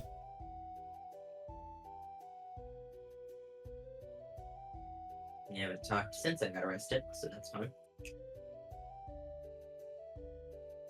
He's gonna be very confused. I mean, I'm sure they just want to catch up, considering it's been, like, how long? It's been like 8 years. It's the problem that I was a very different person as a teenager. You were happier, I'm going to assume? No. I barely ever talked. I was very quiet. I hid behind people. Extremely polite, scared of everything. I don't think I ever said a mean word about anybody until I was 19. Well, Oh. Yeah. Yaro is, like, looking through you right now. Your ears just twitching. Yara, why do you have a 1,000-yard stare at Mabel? No, just sounds familiar. They chuckle a little bit and shrug. Squints, looks between the two. You're all like, oh, you were me. Yeah. They're like, yes. Alright, I'm back. Oh man. So, No, they. No, I was they about to say, shrug. go on. No, they just shrug. No, being with the Sovereign is what turned me into this shit. Ugh. I am very, very glad I got away from the person that was raising me then. Well, it makes me feel great about myself. But, they just Not shrug. that there's... Okay, well, like... Not that you're a bad person. Please, please tell me you've done the Mabel, you're a cautionary tale thing. Please tell me. No. No, No. not yet. Do it Very, now. very close. Do it now. Please do it now. I'm realizing I could be making decisions that make me a lot more like you, and I'm very glad I'm not. Again, not anything toward you, but like They're just giggling. I'm gonna shut up now. I'm letting you bed my fiance. This is what you tell me? No, they just shrug. No, it's whatever. I get that I'm fucked up or whatever. No, I was very shy as a kid. I was very polite and quiet, and basically didn't interact with people unless they interacted with me. But I was conditioned to be that way. I think it was probably the necromancy and then eventually following Baldus that made me end up being this way. And also trauma, but like... Mabel. On that note, Mabel.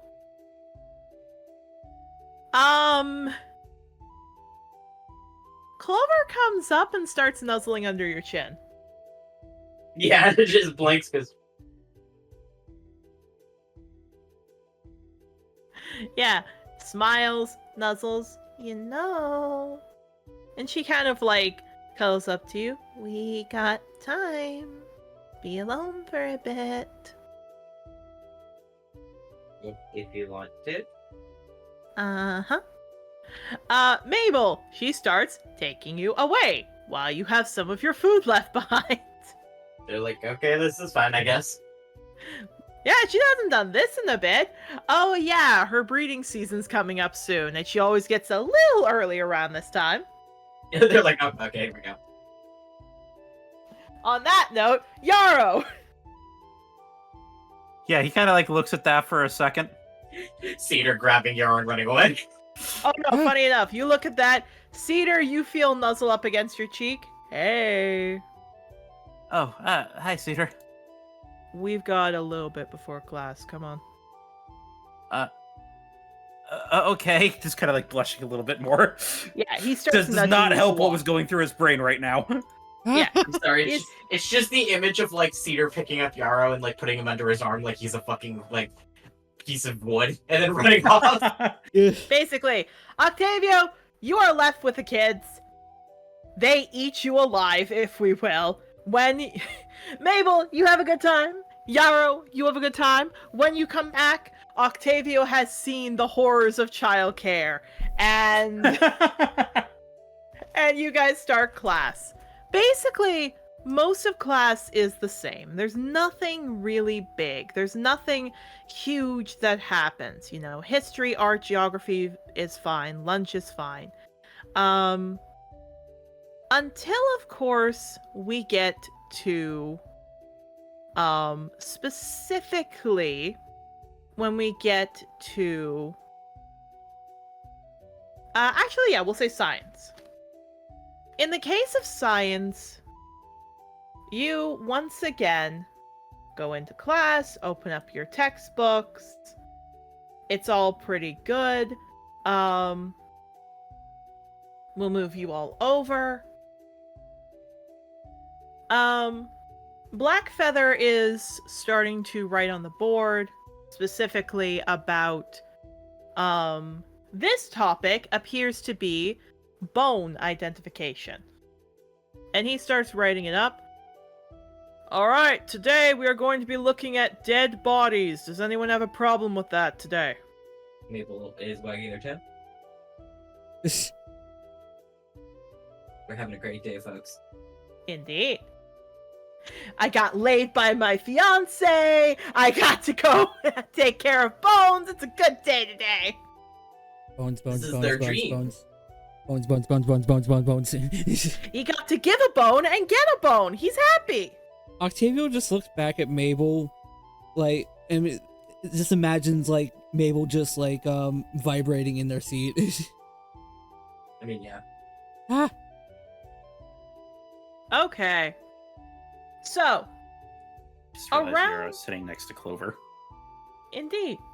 Clover's Right. happy. She's between people she cares about. Actually, in this case, Yarrow, before you get a chance to sit with Cedar, she actually sits beside Cedar. And she would have spent time with that. He and Clover smile to each other a bit. If Clover's spending time with Cedar, or looking out with Wolfberry, probably. With who? Wolfberry. Wolfberry. Yeah, Wolfberry on that note looks happy a bit, and he actually flaps his wings a little. Mabel will blink and do that back. Yeah. He smiles. You are picking it up. Good. Okay, cool. That means you're happy. Okay. Yeah. So, Bartholomew writes up on the board, who can tell me what is different between child or young skeletons and the skeletal bones of an adult dragon? He kind of looks around. Anyone? Yarrow's gonna raise his hand. He points. Yep. Their size and density. Very good. The thing I was going to say was, as he writes it, they are softer. They're more easily able to be cut open. This is why youngs have to be very careful with nipping and biting when they get past the scales. Now, he kind of, like, brings out a skull. It's about the size of his head. This is a baby dragon, a wormling, maybe about 2-3 months old. And then he pulls out another one. And this one's from, like, the top of his head all the way down to his stomach. And this, as he puts it down, is a 5-year-old dragon. Can anyone tell me how this happens? For anyone to know, please roll a nature. Oh, I'm good at those. Nature. Roll this.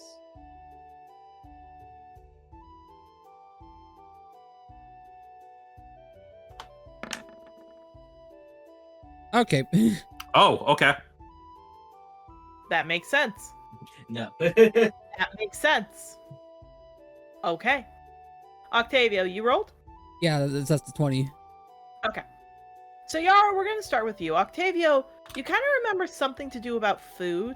Yarrow, specifically, young dragons are about 10 times the size of wormling dragons. The rapid growth is basically why the bones have to be soft, so they can morph and bend a lot easier while the, like, huge growth happens. And that most of what this leads to is huge amounts of food, so high-calorie food to help growth. Yarrow will raise his hand. Yep. When they're changing from a wormling to a young, they're growing at a very high speed, and they need a lot of nutrients to keep up with their metabolism. Interesting answer, but yes, that's it. He kind of pats it. Food growth is what's big here. If you find a baby, you're going to see it needs a lot of food. Now, if a baby eats too much food, we can have this issue. I need a volunteer to come take a look at his spine. Who wants to do that? He raises their hand. Yeah, point. Why am I not surprised? We're gonna need someone else. Octavio raises his hand. Not you, you're a freak. No, it's like he's more like, every time I ask about bones, you're up here. I need to give the other students time too. Not you, you fucking weirdo. I need to teach people other than you, Mabel. Mabel's like, but You fucking bone nerd. Bone nerd. He just looks around the classroom. Oh yeah, there are other people here. So he does point. Starkeeper, Octavio, come up. you going? You do. As you come up, and as he looks at that, again, he kind of pulls out the two spines. This spine is from a 6-month-old. Pulls out another one. This spine is from a 6-month-old. Mabel, the one he hands to you has a dip in the middle. Octavio, the one he hands to you doesn't have as noticeable as a dip. He looks to you both. What do you think caused these dips?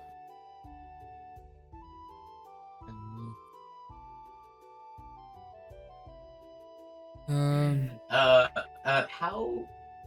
much of a nerd do I want to be, right? Does it look like it's broken, or like? No, it just looks like somehow there was pressure. I want to say a thing, but I don't think that's intended because I'm gonna say a specific diagnosis. Probably not, but give it a shot. It just blinked. I mean, it could be IBDD. Me as the DM, not as the professor. What? Intravertebral disc disease. It's when the discs slip because the why am I forgetting the word? Cartilage in between the discs of the spine starts breaking down, and so they start putting pressure on each other and they start slipping. From like osteoporosis or? No, it's its own thing. Oh, fair enough. Yeah, he nods at that. Nice guess. It's usually because of like how they're born conformation wise. Like Frenchies get it all fucking time because their bones are fucked. Oh yeah. Dachshunds get it because they're short. Shit like that. Yeah, no, he nods. That's very good. But as you can see, the cartilage is fine. Nah, they're just looking. Roll in nature. Boop, You boop. can too, Octavio. Yeah. 15. 13. Thanks. 6. Yeah, Octavio, you can't think of it. Mabel, it could be weight. It could be if they are morbidly obese that some of the weight affected their back. Yeah, just blinks. It could be that they were overweight. Correct. Good job. You see, when the dragon gets too much food at one time, it goes into their belly as fat. And that usually helps with the bones, except when it's too fast at two time. This forest dragon, as he pats it, broke their back legs. And he kind of demonstrates to you, Mabel, where the one bone kind of has a notch in it, like a break. Their back legs got broken. They couldn't move it too well. And their parents fed it an enormous amount of food, hoping it would fix it. It did not. When the dragon died, we were allowed to take the bones. These bones were then cast, and then made into fake bones, to let the dragon go to rest. I will say, Mabel, you can tell these are fake bones because they don't have the feel of real bones. Octavio, you didn't realize they were fake bones. Oh. Yeah, they're just looking. He nods. You two may go sit down. Nods. Now, coming up for the next little bit, I am going to be doing potions. I would like each and every one of you to go out and buy a potion kit. If you are on a team and would like to share, you may all buy one potion kit then. But I expect you to bring these potion kits to school every now and then.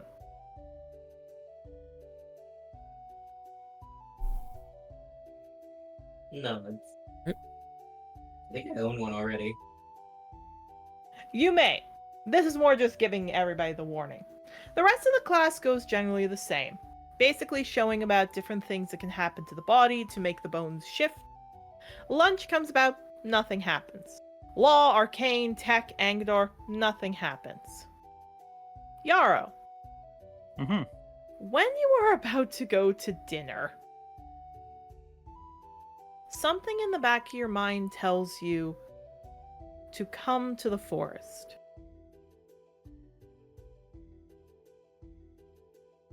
Is this a familiar kind of pull, or? Yeah.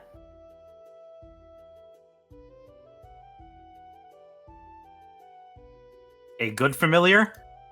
I'm not gonna say, you just know it's like a familiar pull. Hmm.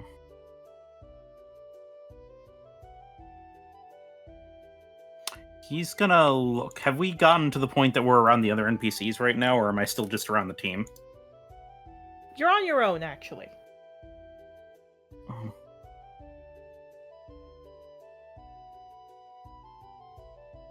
Between the stuff that's going on in the school right now and because of his own stuff, I want to find the first person that I trust that I can find. Alright, the first person I'll say is Clover as she perks up. Yarrow? Hi, Clover. Can I ask a favor from you really quickly? Yeah, she nods. What's that? I'm feeling a voice call me out into the forest, and I don't think I should go alone. Oh, yeah, I can come with you. As she, takes your hand. He blushes a little bit when she does. Thank you very much. Yay, yay, yay, yay. Yeah, yay, and he's yay. gonna walk off with her.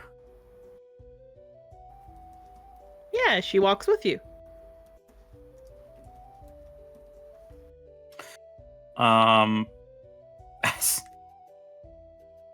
Oh god, is he gonna be able to stop himself from doing this?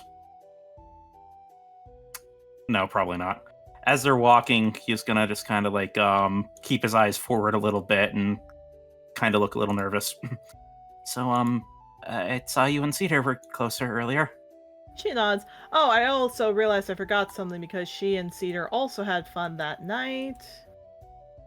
It would have been one more. Yeah, I'll roll again at some point. But actually, no. Forget those rolls because I had something funny I'm going to be putting in. Oh no. Because I found out a fact about sheep. Oh God. Oh no. They can get sired by 2 different rams. Oh, wonderful. no. So some of the kids may come in looking out like Mabel, and some may come looking like Cedar. Nelly. Nelly. But no, she smiles. Yeah, Mabel said it was okay. Oh, so you two are... Oh, okay. I mean, he hasn't really said anything, but she kind of wags her tail. I think it's implied, especially what we did last night. Yeah, he blinks and then blushes a little bit more. Oh! You taught him well. Thanks? He's kind of got this look on his face like he doesn't know how to respond to that, but he looks very, like, flustered. Just, I'm good at God. sex. Physics.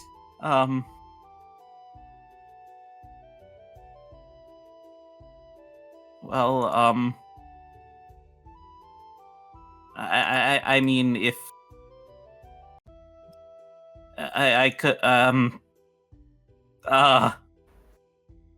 Do you want the sex? it makes us look at so much easier. What are you asking?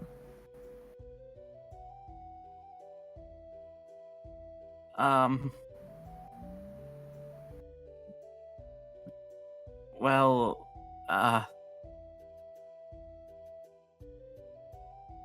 maybe sometime later we could spend time together that's not... Are you asking me on a date? I am trying.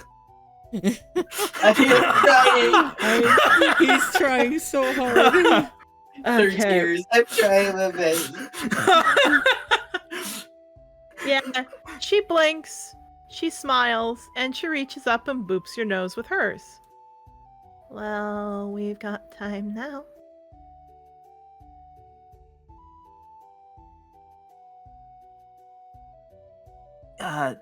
Yeah, we do.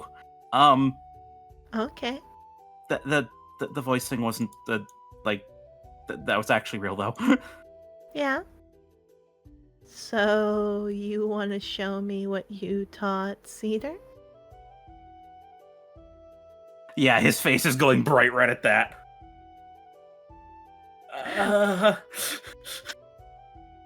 Polyamorous ships.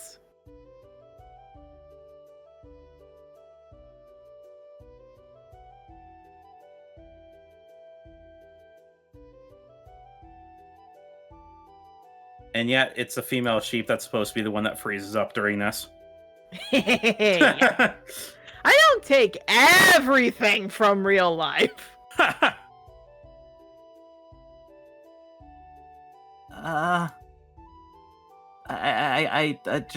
Sure.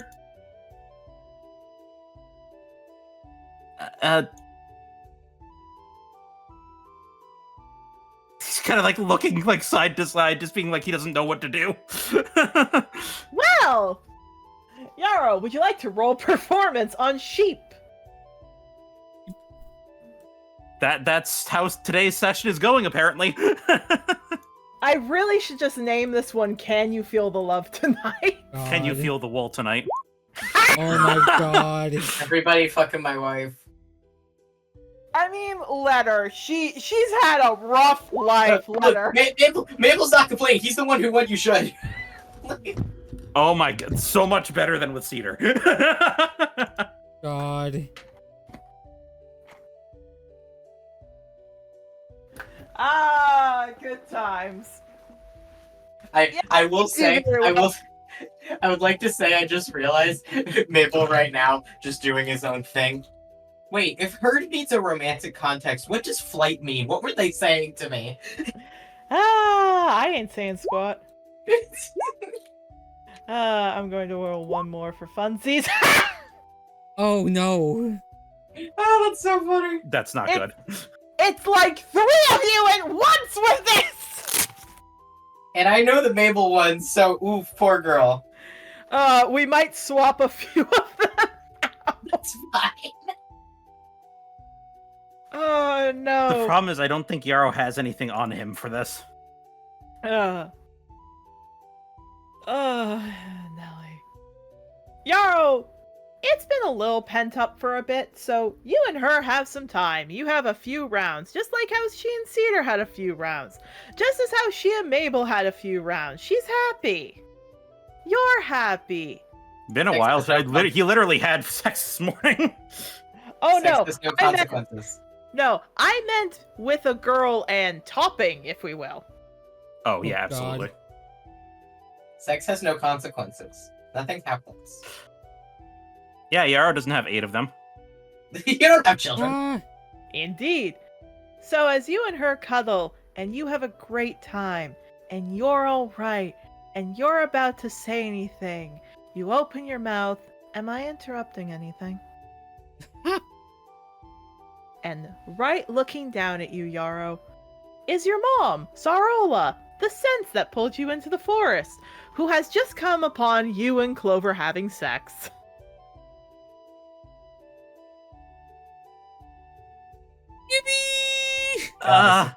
Goddess of cock blocking. But that's where we're gonna close for break. God. I will Oh, see man. you back here at 6:40. Let's have some fun, get some break, and go, go, go. And now for the ad break.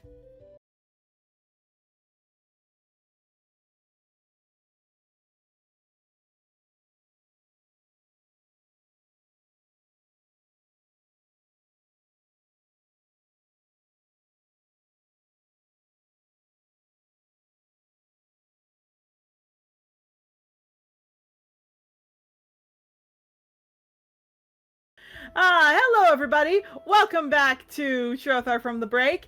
And I have decided I'm gonna dictate how many kids are here because I just rolled of a guess about with a D4 how many would be. I'm not having Mabel and Yarrow and Cedar have to deal with Clover giving birth to like 12 kids.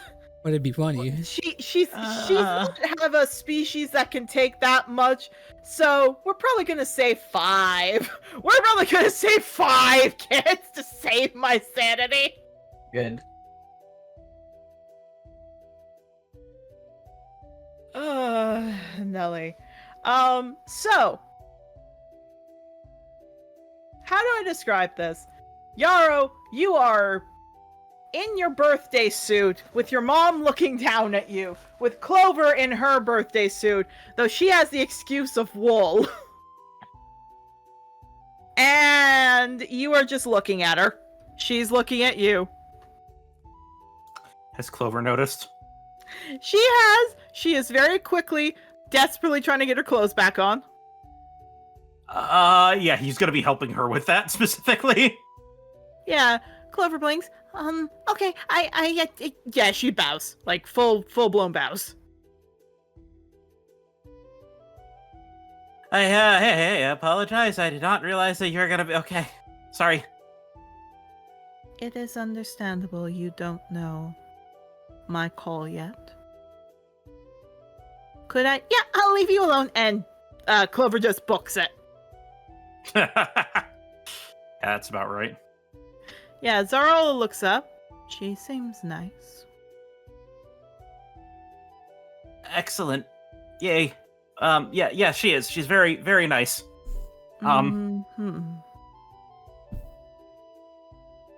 Beyonce's the one that killed all those fucking goldfish. Yeah, looks. She's the one that's with Mabel, correct? Yes.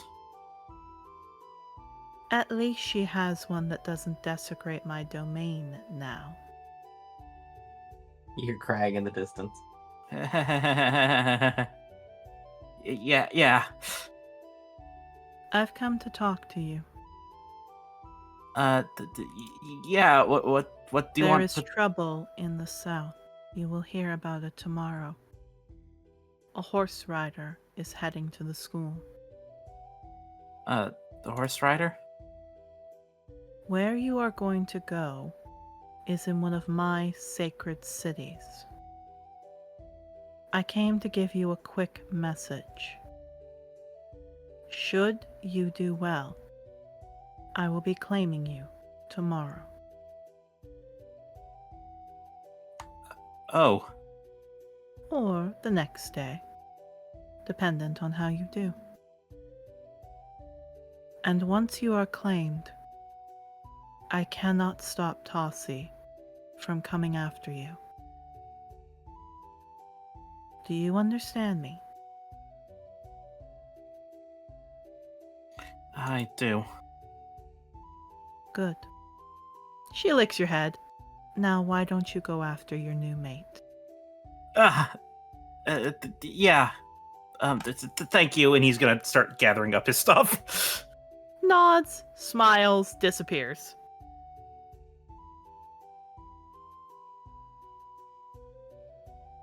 He is going to finish up,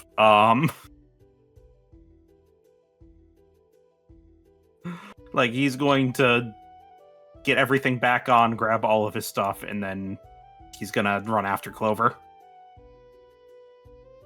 You do. As you run after Clover, she's like looking anxious. She sees you.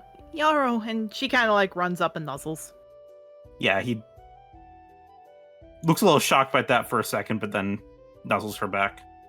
I'm sorry about that. I didn't realize that she was... No, it's okay. It's okay. I didn't realize your mom was... Wow. Yeah.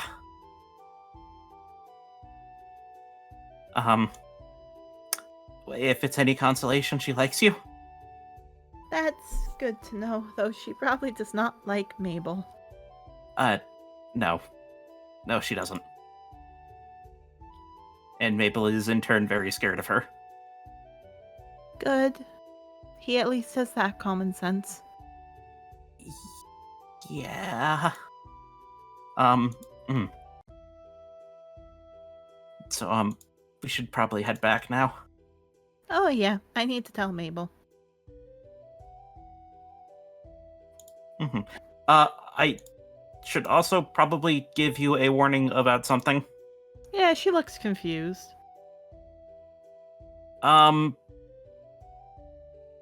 Any woman that I've been with has gotten pregnant immediately. I highly doubt that's gonna happen to me. I have 8 kids from 2 mothers. I look into And- the camera like I'm on The Office. And I've been having sex with Mabel for 8 years and haven't gotten the chance. I only had a dick for like 3 of them. Indeed! Clover, I hate to say this, but the rolls say otherwise. Oh no! Here's the funny thing. She just stop and look to you, and even if I did, and it was yours, Mabel gets the first one, okay? Okay.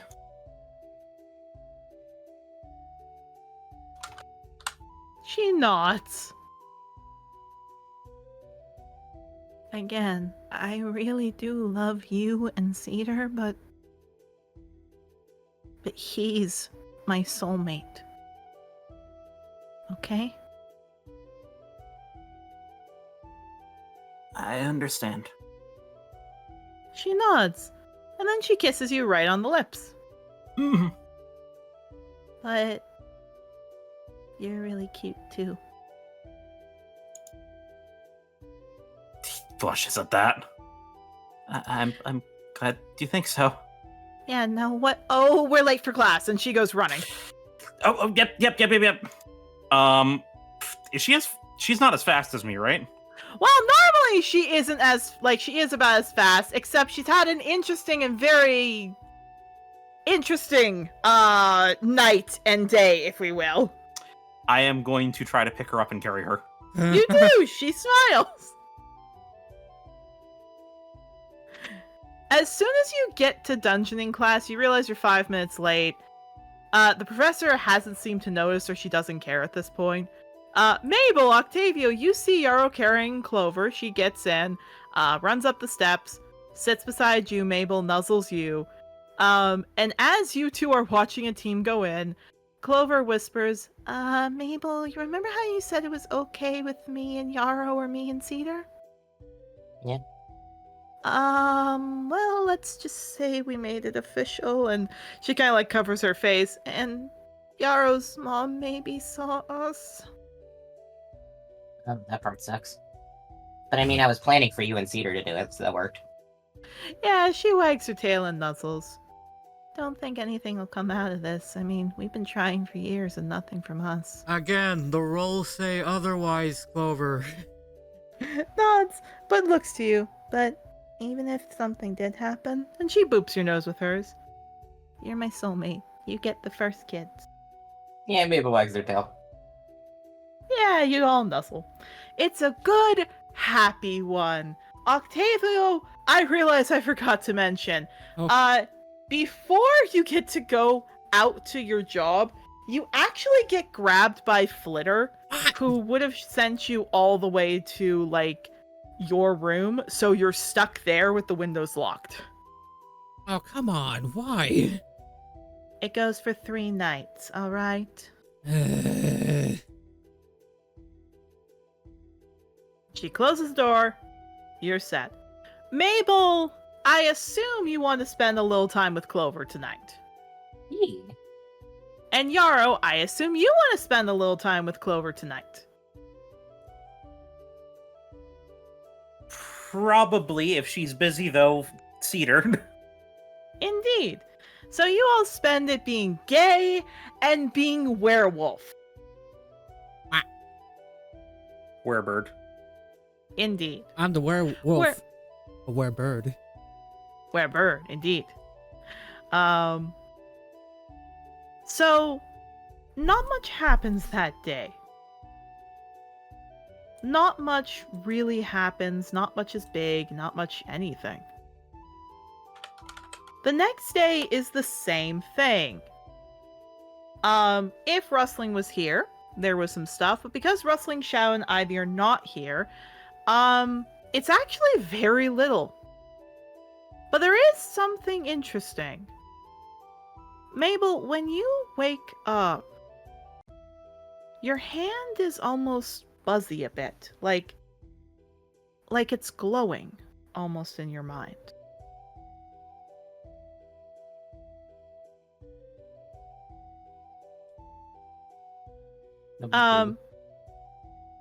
Clover had to leave early. She snuck out early. You knew that was going to happen. You had a dream of flying. All of that. Octavio, you messed up the room a little bit because you had to get stuck in here, so not fun. Well, And Yarrow... at least I'm not going after the kids like last time, so... Yes. Yarrow, you basically wake up in Cedar's room. You realize you were a little bit too late. Cedar is getting you out of the room as he gives you a kiss. You pass Clover on the way, and she kind of looks and goes, "Hey." Hi. Yeah, she nuzzles up to you. "See you in class." Yeah, see you in class. And you walk off, she walks off. Not much happens in the morning. In the case of all of you, not much really happens. It's a boring morning, if we will. Religion, Joshua, is boring as always. Social studies is fun. Math, you do calculations. And then it's gym class, which we're going to switch over. Oh boy.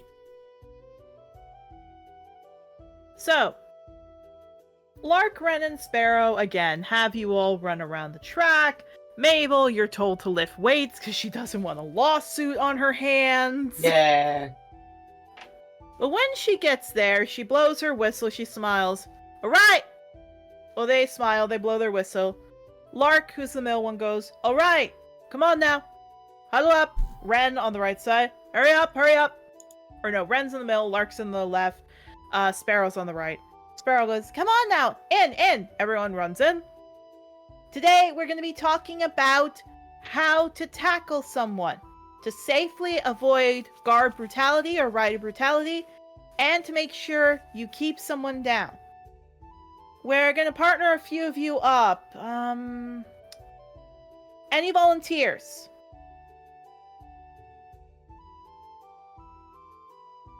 Holly actually raises her hand. Okay, good.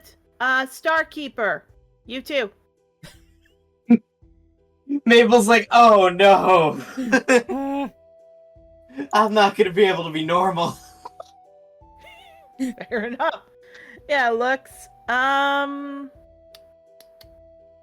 She kind of clicks her tongue. Craig, and kind of points. You and Brilliance. Mabel, please move your token to the top left where Holly is in that little set of squares. Oh no, this is gonna go so bad. Where's me? Here we go. Yeah, whistles.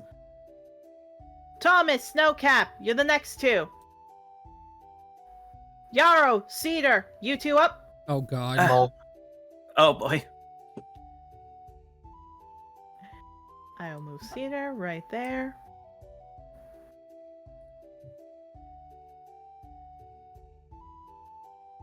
Octavio's trying to hide behind people so that way he doesn't get called up. Yeah, she sees that. Points. Octavio, you and Masai? Oh, great. Okay. And then points. Clover, Buckthorn. Oh, a crime is going to be committed today. Yes, it is. That's what I'm hoping for. Octavio just looks up at Messiah, just kind of like, can we just not say we did? Yeah, Masai looks. Ren calls out, Now remember, you want to use your upper body strength, but the idea is you dig in your heels and twist and push down. Keep away from the lungs. Do not make sure they can't breathe. We are not going to teach racial ways to kill somebody, alright?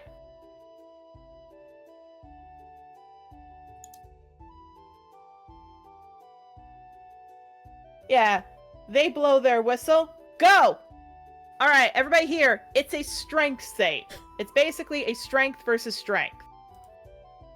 Save or or check? check? Sorry, check. Well, they're both terrible for me, so... Good job, buddy. Yeah, you get Ollie down. Fuck yeah. Oh, yeah, no. Oh god, no.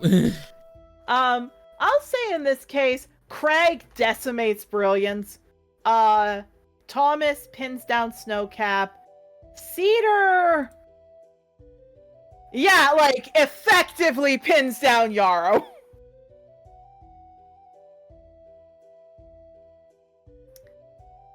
Masai barely pins you down. She's a little worried about doing it. Thank you for going easy on me. So that's... Oh no, that's the wrong one. Yeah, so it's for a bit with Clover and Buckthorn. We're gonna roll that again. But eventually, yeah, Clover gets pinned down. The only thing Cedar and you, Yarrow, and you, Mabel, would notice is that when he pins down Clover, he's actually pinning her down really hard at the head. Not happy about that. Hey, Yarrow, could you roll me a wisdom, please? Sure, I'm decent at those. Yeah. Roll me a wisdom. How are you today? 15? Yeah, you're fine for now. She whistles again. Again! Go again! Holly gets up, glares at you. I'm gonna enjoy this. Mabel, go ahead. What am I rolling? Another strength. Okay. Ooh, Yarrow. 20, baby. 20. Again, she puts up a good fight, but once again, you beat her. She's just looking really angry. They're laughing. Yarrow, once again, you're distracted by Clover. Seer pins you down. You hear Ren go, "Get your head in the game, Yarrow!" Mm-hmm. And as for Masai... Oh! Yeah, she hears Yarrow's not doing well, and you pin her down. And Ren's like putting a hand over his face and goes, "Masai, you're like 3 times his size! Come on now!" I have no idea how I did that. Can I leave now? Can I leave? Can I? I win. Did I win? Can I just leave now, or? Yeah. Here's the funny thing. This time around, Buckthorn, tries to grab her, but funny enough, you get to see this, Octavio. Clover actually does manage to pin him down by using his kind of cockiness against him, where she moves him to the left.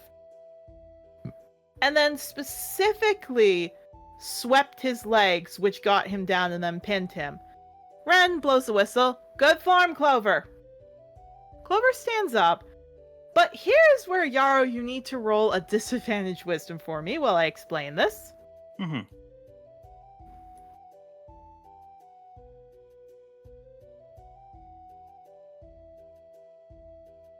So, have your wisdom score, please, as I explain. I'm ready. No, I mean, roll it now. Oh, gotcha. As she is getting up and walking away, Mabel and Yarrow and Octavio, you see that Buckthorn sweeps her leg and Clover, crashes to the ground. Him and his cronies start laughing. Oh, they're fucking mad. Yeah, Ren blows the whistle, Lark cries out, "Hey, that's a foul!" Yarrow, you are not happy. You are really not happy as I change the music. Oh no. Oh no. Can you please make a gore attack?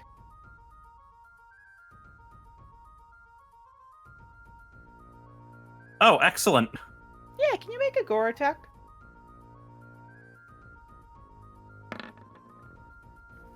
That was almost an at 20. 17. 17. That's enough. Mabel and Octavio, you dodge this Octavio by a, hair's length. As suddenly Yarrow's eyes go white, and he crashes into Buckthorn with unusual strength. Yarrow, can you roll me 1d d20 plus whatever your magic modifier would be? Whatever modifier uses with your magic, can you add a d20 plus that?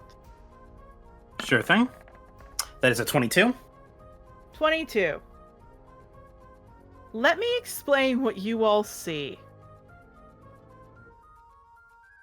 Yarrow, you don't know what's going on, you don't know what happened, but all of you see that when Yarrow charges, and Octavio, you see this better than anyone else, for a split second, on Yarrow's horns appear to be crystals with some fire attached to them, and almost water snaking around as wind is almost pushing him, and he smashes into Buckthorn.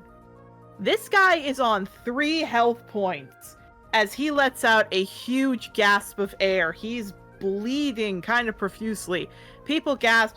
Lark comes over with a red flag. Yarrow, off now! Yarrow, you snap back out of it. You see what you did? Yeah, he grips his head and he stumbles back a bit. Yeah, What was Buckthorn that? looks.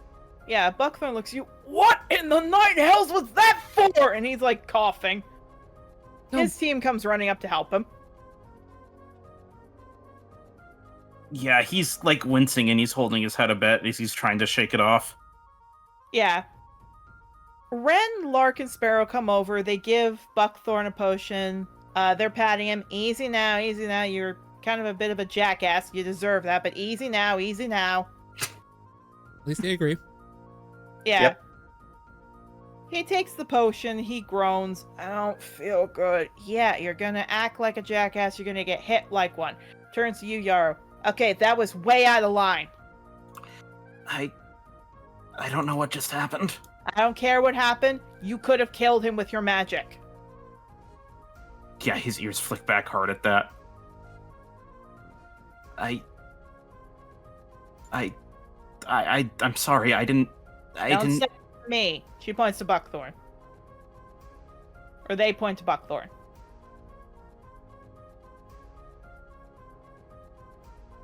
Yeah, Buckthorn glares. He tenses a little bit, but his ears flick back and he sighs. I'm sorry, I almost killed you. Yeah, he coughs. Freak. Okay. Like, Lark pushes him. Go back over. And they look up. Jocelyn, what's up? Yeah, Jocelyn comes up seeing that. Okay, I think I just walked into, like, something not good. Team Wildstar, with me. He just sighs.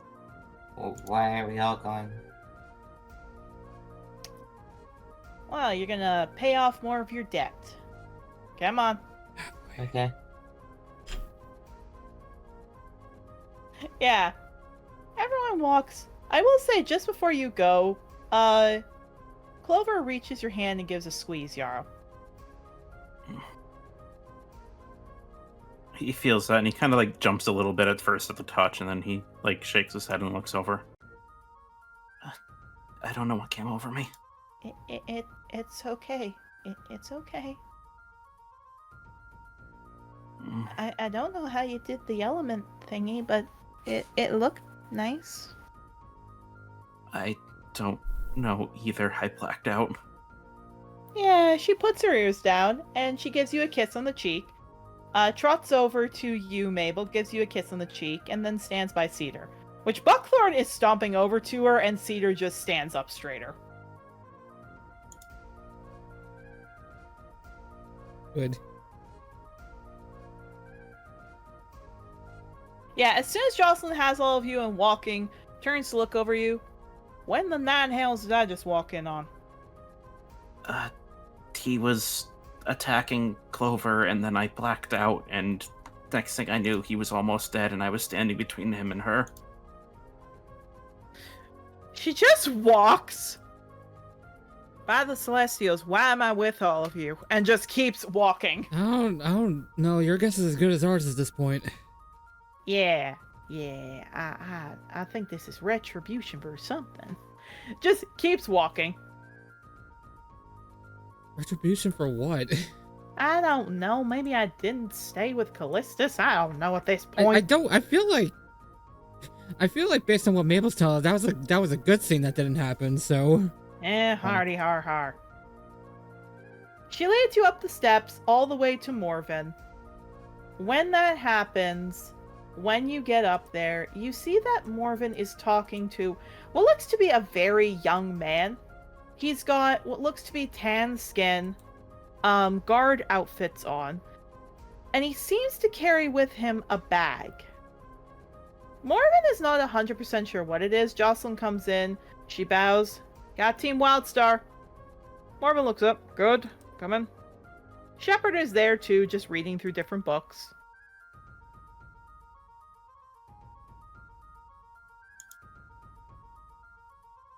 The guy looks up to all of you. He doesn't actually look to be much older than you, Mabel, as he gives a bow to all of you. He just looks at that. He steps up and bows his head. Hello. My name's Samuel. Nice to meet all of you. A little bow back. Indeed. I will say that this guy is specifically half giant, so he's very tall. I will get his little token here. There we go. That's on the GM layer. My bad. Okay. As he looks to all of you, I came as fast as I could here. We heard there was, people here who could help us. Yep. And could you tell her, we'll tell them all what you told me? We need someone who's good with bones. Everyone turns to Mabel. Marvin is looking at you, Mabel, like, yep, that's why you're here. What was it again? Sorry? Bones. They need someone who's good with bones. Yeah, Mabel's wagging their tail.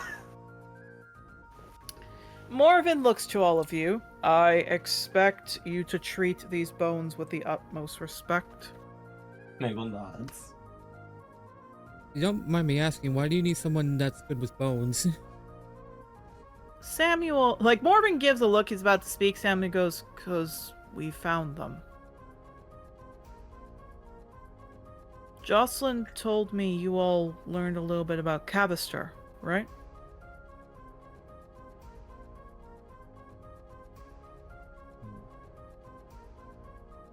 Well, if you don't or not, I'll explain. Jocelyn looks to all of you.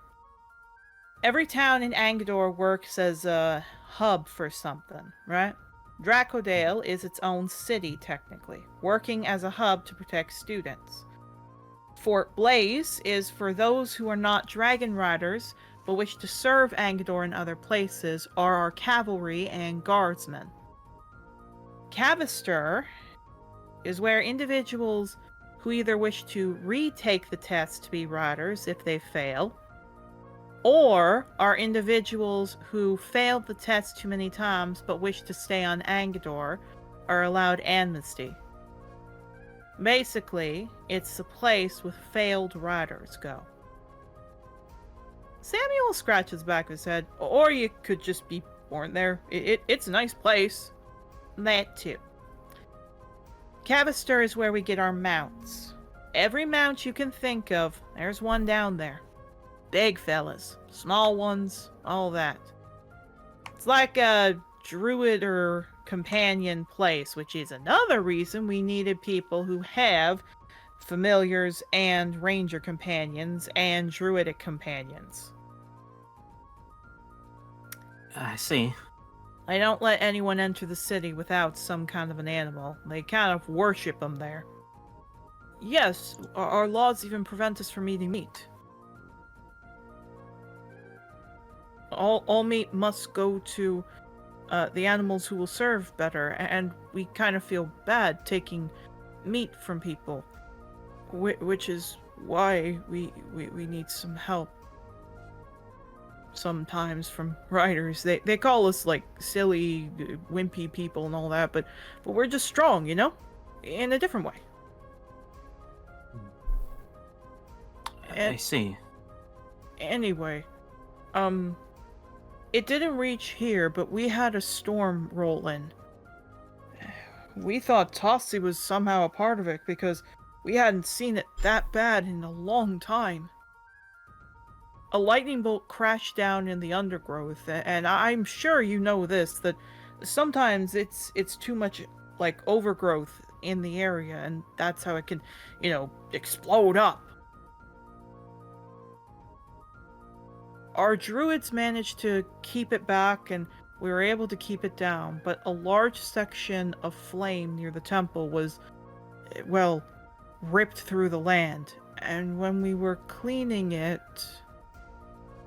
He brings out bones. One bone is a long femur. One is some spines, like some spinal bones. But the last is the head of a dragon. We thought it was an ox, but then we realized the shape. Yeah, that's definitely a dragon.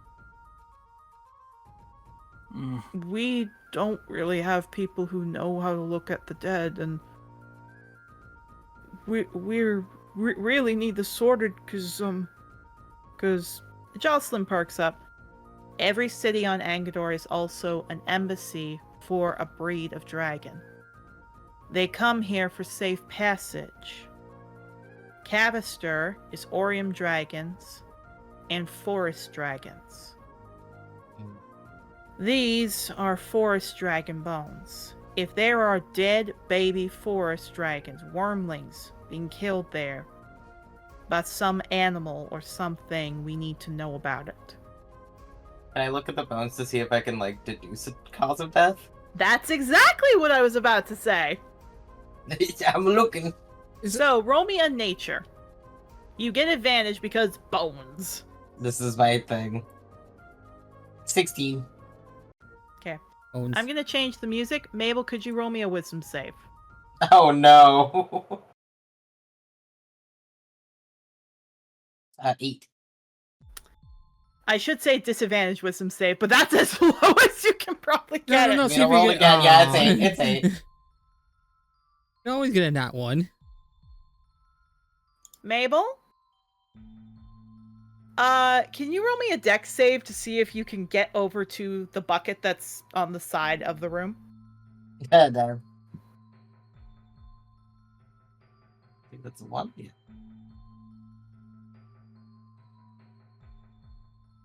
Indeed. Yeah, you do. You manage to go over to a vase that's over to the side and you throw up. Yeah, they're not having a good time. Yeah. Morven's not happy. Jocelyn's not happy. Shepard's surprised. You know how this was killed, Mabel. Because you recognize what those marks in the bone are from. And I am going to PM it to you so you can reveal it. Oh no! Yippee!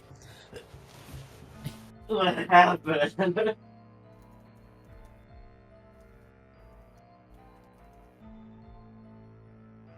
like I'm really far back. Oh! Yeah, well, they're a half dragon. That makes sense. Oh! That's what I said! You probably were going to throw up! Oh god.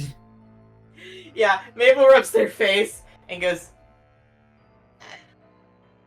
I think someone ate that dragon. What? Hey, Collectively, Samuel looks horrified. Morven and Jocelyn. Jocelyn actually runs over where you threw up. She throws up. Morven throws up into the bucket beside. Shepard's like looking fine, and then as soon as Morven is done, he just runs over and vomits. Yeah, they hold up one of the bones and goes, that's from a snake knife. No, don't. Jocelyn just goes, don't. Give me like 5 minutes. Do not describe that. Please. Okay. So somebody's been doing this and then leaving the skeleton somewhere? Yeah. I guess you have to dispose of evidence somehow. Yeah, Mabel, from what you can tell, this has been a while. These are old bones, so possibly 6, Okay. 7, 8 months. Okay, specific question. Is that cause of death or was that post-mortem? So like, are we talking like this dragon was eaten alive, or like are we talking like it was killed and then they ate it? Roll me a nature. I don't like that.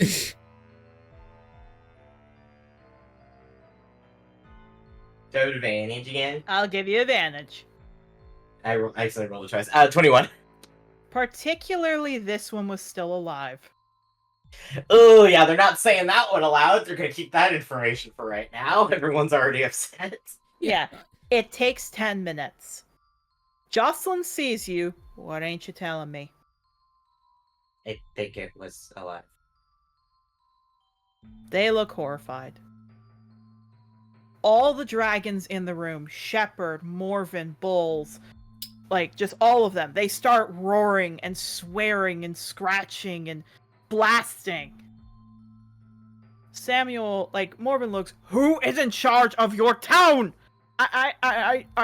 Yeah, Jocelyn puts a hand, Morven, calm down. He glares at her, puts a hand up. He's still huffing mad, as is his dragon. However, Shepherd comes over. Morvie. Sunlight. It's okay. Oh. Yeah, Morven blushes at that for a second, shakes his head. Who is in charge of your town? Samuel looks a little anxious, clears his throat. Yes? That's Uh, always a great answer to hear. Okay. Solomon and Clarity? Morven and Shepard just let out like a little illicit swears as they're just rubbing their face. I will also say while this is happening, Mabel's quietly casting ceremony funeral rite on the fucking bones. they're like, I am giving you a little I will bit of a say proper this, when funeral. you start to open it, Jocelyn goes, no, not with dragons. We have a different way of doing that. Do not cast magic on them. Alright, it just stops it from being undead. I know, it will not be undead. Trust me. Nods. Yeah, Morven rubs his face. Solomon Sanderson. Of course, it's Solomon Sanderson. Mr. Sanderson. I'm assuming there's information here that we're not privy to. Solomon Sanderson is a right half-wit shithead Nimrod. Marvin looks over. Yes, that. Solomon came last in his class.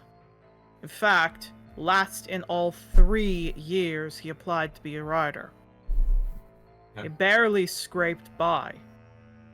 The only reason truly I think he survived is because Clarity was not wanting anyone else but that person, but she wasn't the best dragon either. They were called the Tumbling Geode Riders, but we always nickname him the Slow Rider because of how slow he is to action.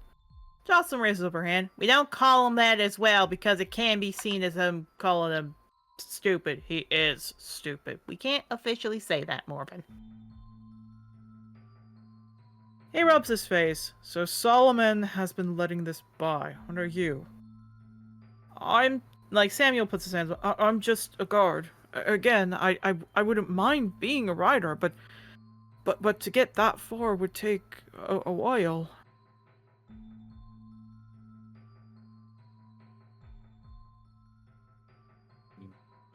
It's just it's not really. Yeah, Morven nods. He looks to all of you. Well, no, I wouldn't say Amabel's. Mabel Starkeeper, how long do you think that bones have been dead? Can I roll for that? Yes, you may. 18. Definitely 8 months. This has been going on at least 8 months. Yeah, they grimace a little bit. These are fairly old. They're fully dry. It's probably been a few months. Probably around 8, so it's been going on for a while. Morven looks furious. Again, Glimmer is at the back. You see that she is just hissing up radiance. Morven looks to all of you. I want you to find them, and I will take the consequences for this. I do not need you to hold back violence for whoever this is. They If hear you- that, they twitch an ear. Oh, go ahead, Sophie. If you wish to bring them in dead, you have my approval. They twitch an ear a little bit at that and stand up and just go, I mean this very respectfully. They glance back at Yarrow and go, I don't think we should do that. They're remembering the conversation they had with This- Yarrow. This needs to be stopped. Are you Whatever we have to do is whatever we have to do. Plus, it's just as someone. He kind of stops himself before saying eating dragons. Before considering this something doing something like this motions of the bones, this. I feel like it's something too big to really take alive. That's fair. I will say, Shepard steps forward. I can get what you mean, Starkeeper. Life is sacred. But in this case, Dragon Riders must decide if there is more lives to be lost letting them live than them dying. They say I'll do what I have to, but I don't find much joy in being an executioner. They just shrug. And all you have to do is turn your eyes. Jocelyn glares a bit to the ground. Bull snorts. You leave them to me. I'll make sure they go slow. Mabel Morgan flinches nods. a little bit at that, but nods. Yeah, Jocelyn sees that. I can do it quick. But I'm at least slitting one of their throats. It's fine. Morbin nods. Through dragons we protect. And again, Jocelyn and Shepard. Through dragons we protect. Yeah, she looks. You lot have to get to Cavaster on your own. There is no way I'm able to take you all after what Bull had to do last time. It's gonna be too heavy for him. He needs a rest from that, alright? That's fair. How far away is it? Yeah, Samuel looks. If you're traveling fast, on land, it'll take a day and a half. You're gonna go by the river. The river is the fastest. I'll take you part way down to the river. You all make it there your own way, okay? I can figure Is- something out. I've been in contact with Avon before. Is there a ferry, or do we need a boat too? Talk to Seamus. He'll set your card up so it can go on the water, okay? Yay, literally all-terrain vehicle. Yay! Indeed. She looks over, by the way. You all decide if you need anything or not. By 1 hour's time, I expect you to be here. I know you want to say goodbye to your loved ones, your kids. This time around, you need as much travel as you can. Head to the shops if you need anything, and when you're done, go to Seamus. Alright? Mm-hmm. Mm-hmm. As they're leaving, Octavia's gonna pull Jocelyn aside and just kind of ask, "So, do I have to bring Brio with me, or?" I was about to say that. Samuel, go down to the shops. We'll meet you there. I can go. He leaves. She turns to all of you. Y'all are bringing Brio with you.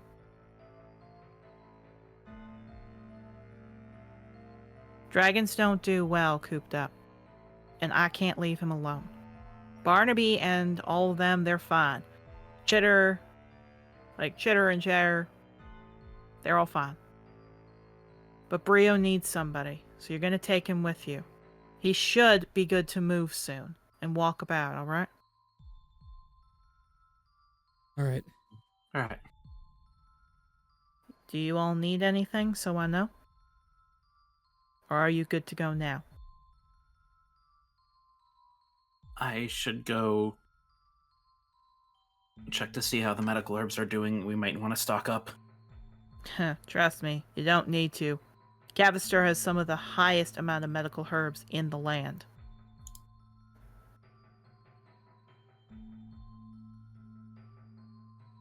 They don't got much for adventuring equipment or swords or anything else. But they have food and they have spices and they have medical equipment. Specifically for herbs and such. He does like a nod to her head. I'll see you at Seamus's when you're ready.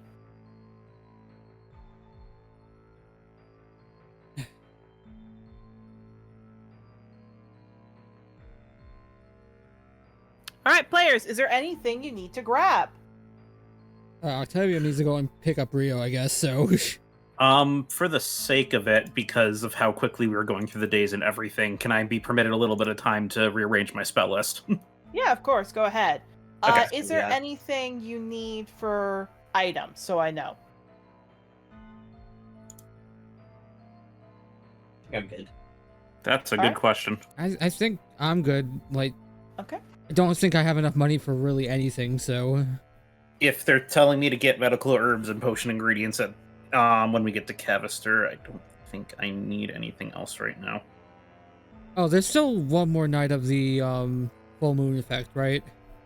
Yes.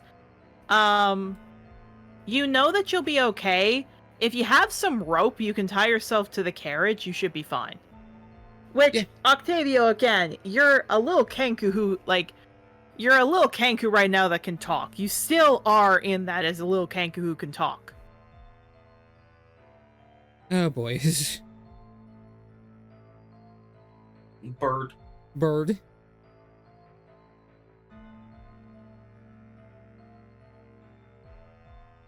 Yeah, I can't, other than picking up Brio, I can't think of anything else, so. Alright. Then if nobody has anything they want to grab, Octavio, you run down. Sure enough, Barnaby is having fun talking to Chitter and Chatter and the siblings. You go in. Brio looks like he's still moping. He's still listening to My Chemical Romance. He still very much looks up to you, surprised, sits up. What's up? Hey, just so you know, we have to head out. And Jocelyn said Okay. that I need to take you this time, so. Oh no, I'm staying here. No. Brio. It's comfy here. No. Much as I agree with that, as much as I hate to say this, considering it seems counterintuitive considering everything that's been going on, you need to get out. And No. Brio. No.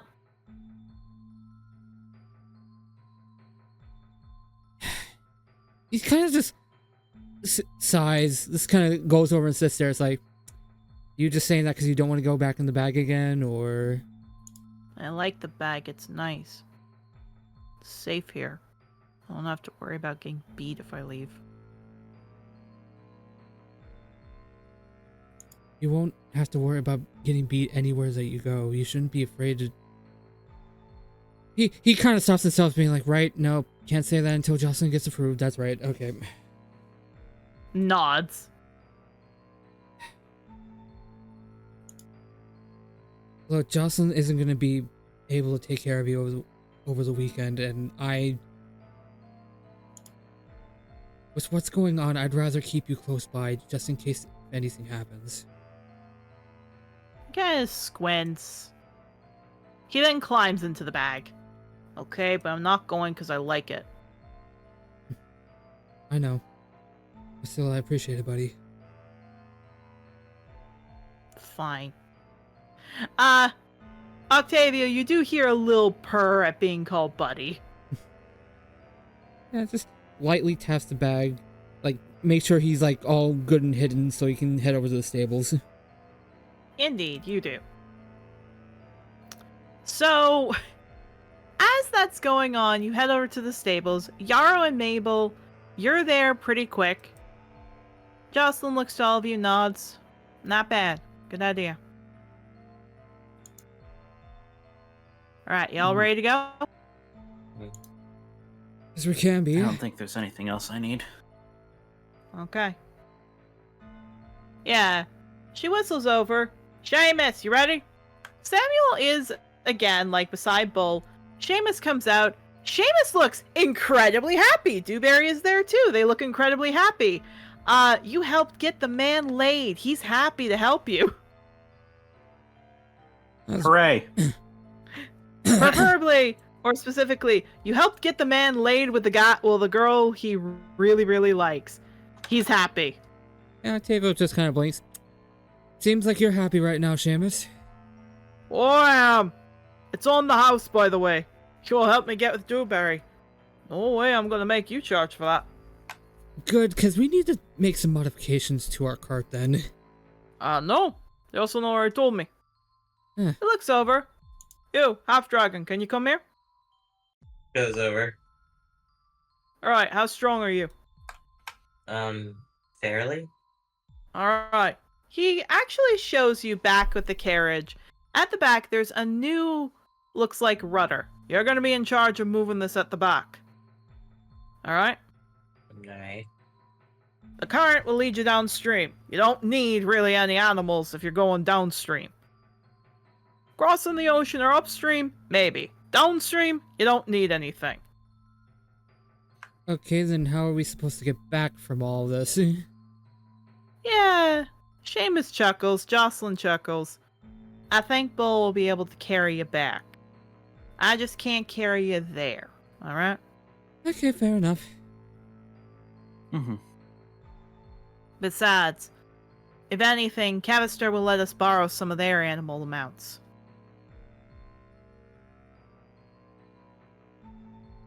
We are going to be in a city for it.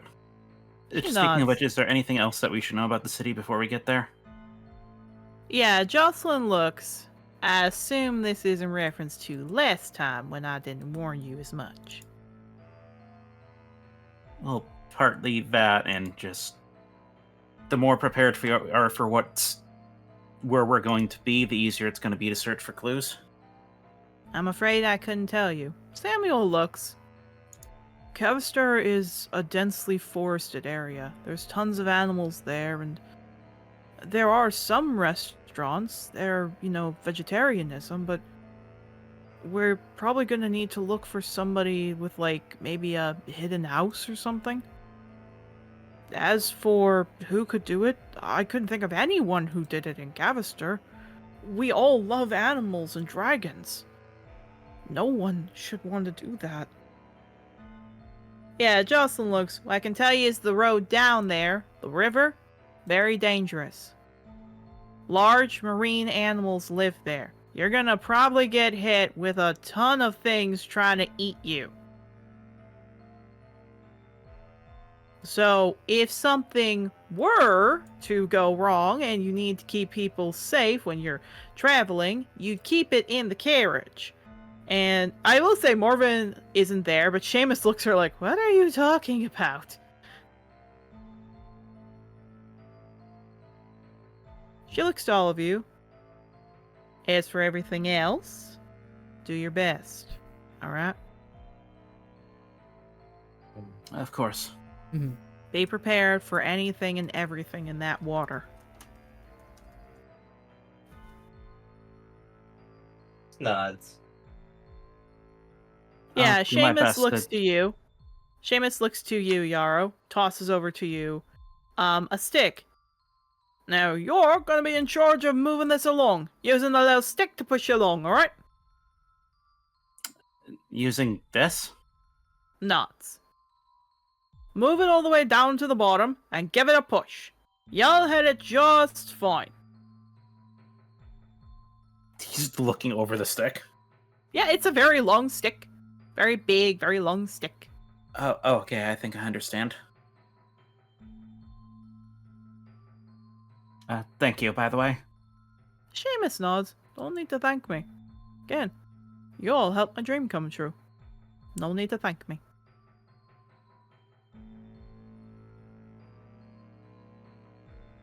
Alright, players! Let me move you to the map so you can see where you're going.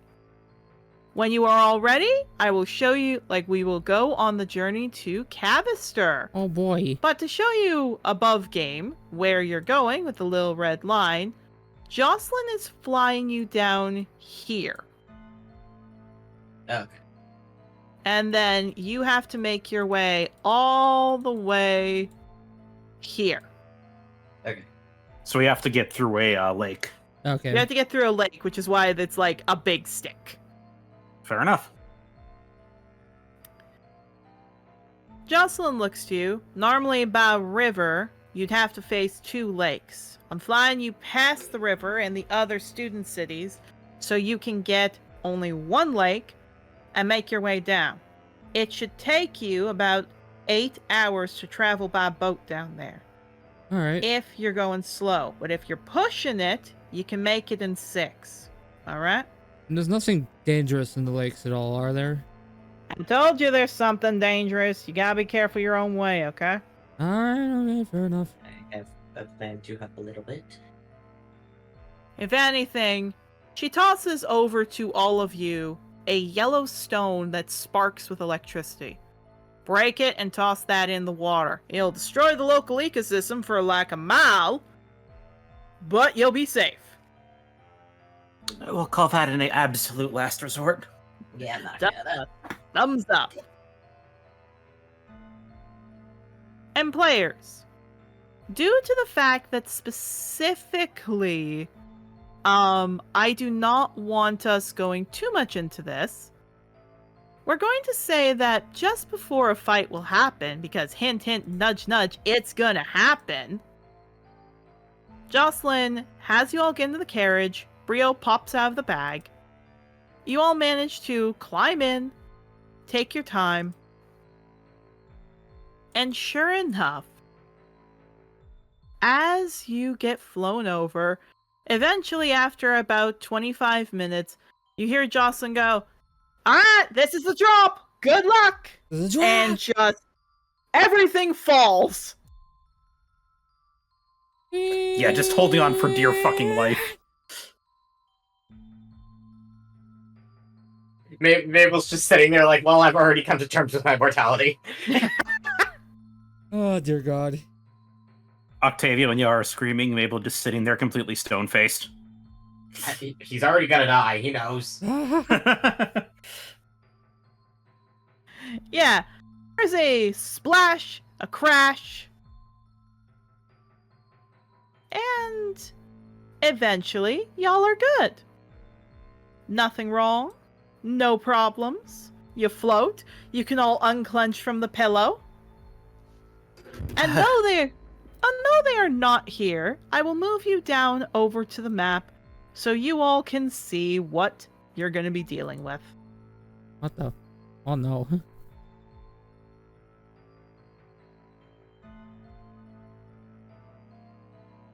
Oh, no. Indeed. You all are floating and being pushed down river. Mabel, Vulture seeing all the water is like hissing. He's staying in the carriage. He doesn't want to go out in the water. Just pet the boy. Rosa, on the other hand, reaches out a paw and like baps the water. And just seeming to ignore Vulture, hops to climb up to the top where everyone is supposed to go. Can I do a cleric thing? Because I know Avon. You may do a cleric thing. Oh, wait, oh, frick, you know Avon, right? I heard that sentence, and I'm like, oh, yeah, they know Avon, that's fine. Wait, no, they know Avon. Frick! You have a cleric that knows the god of rivers, and you have a druid with you. You're expecting combat? Don't laugh at me. Winship. No, Mabel's gonna grab like 10 gold out of their pocket because Avon's fucking dating the god of currency. We'll say, like, because roll me a religion, actually. I will.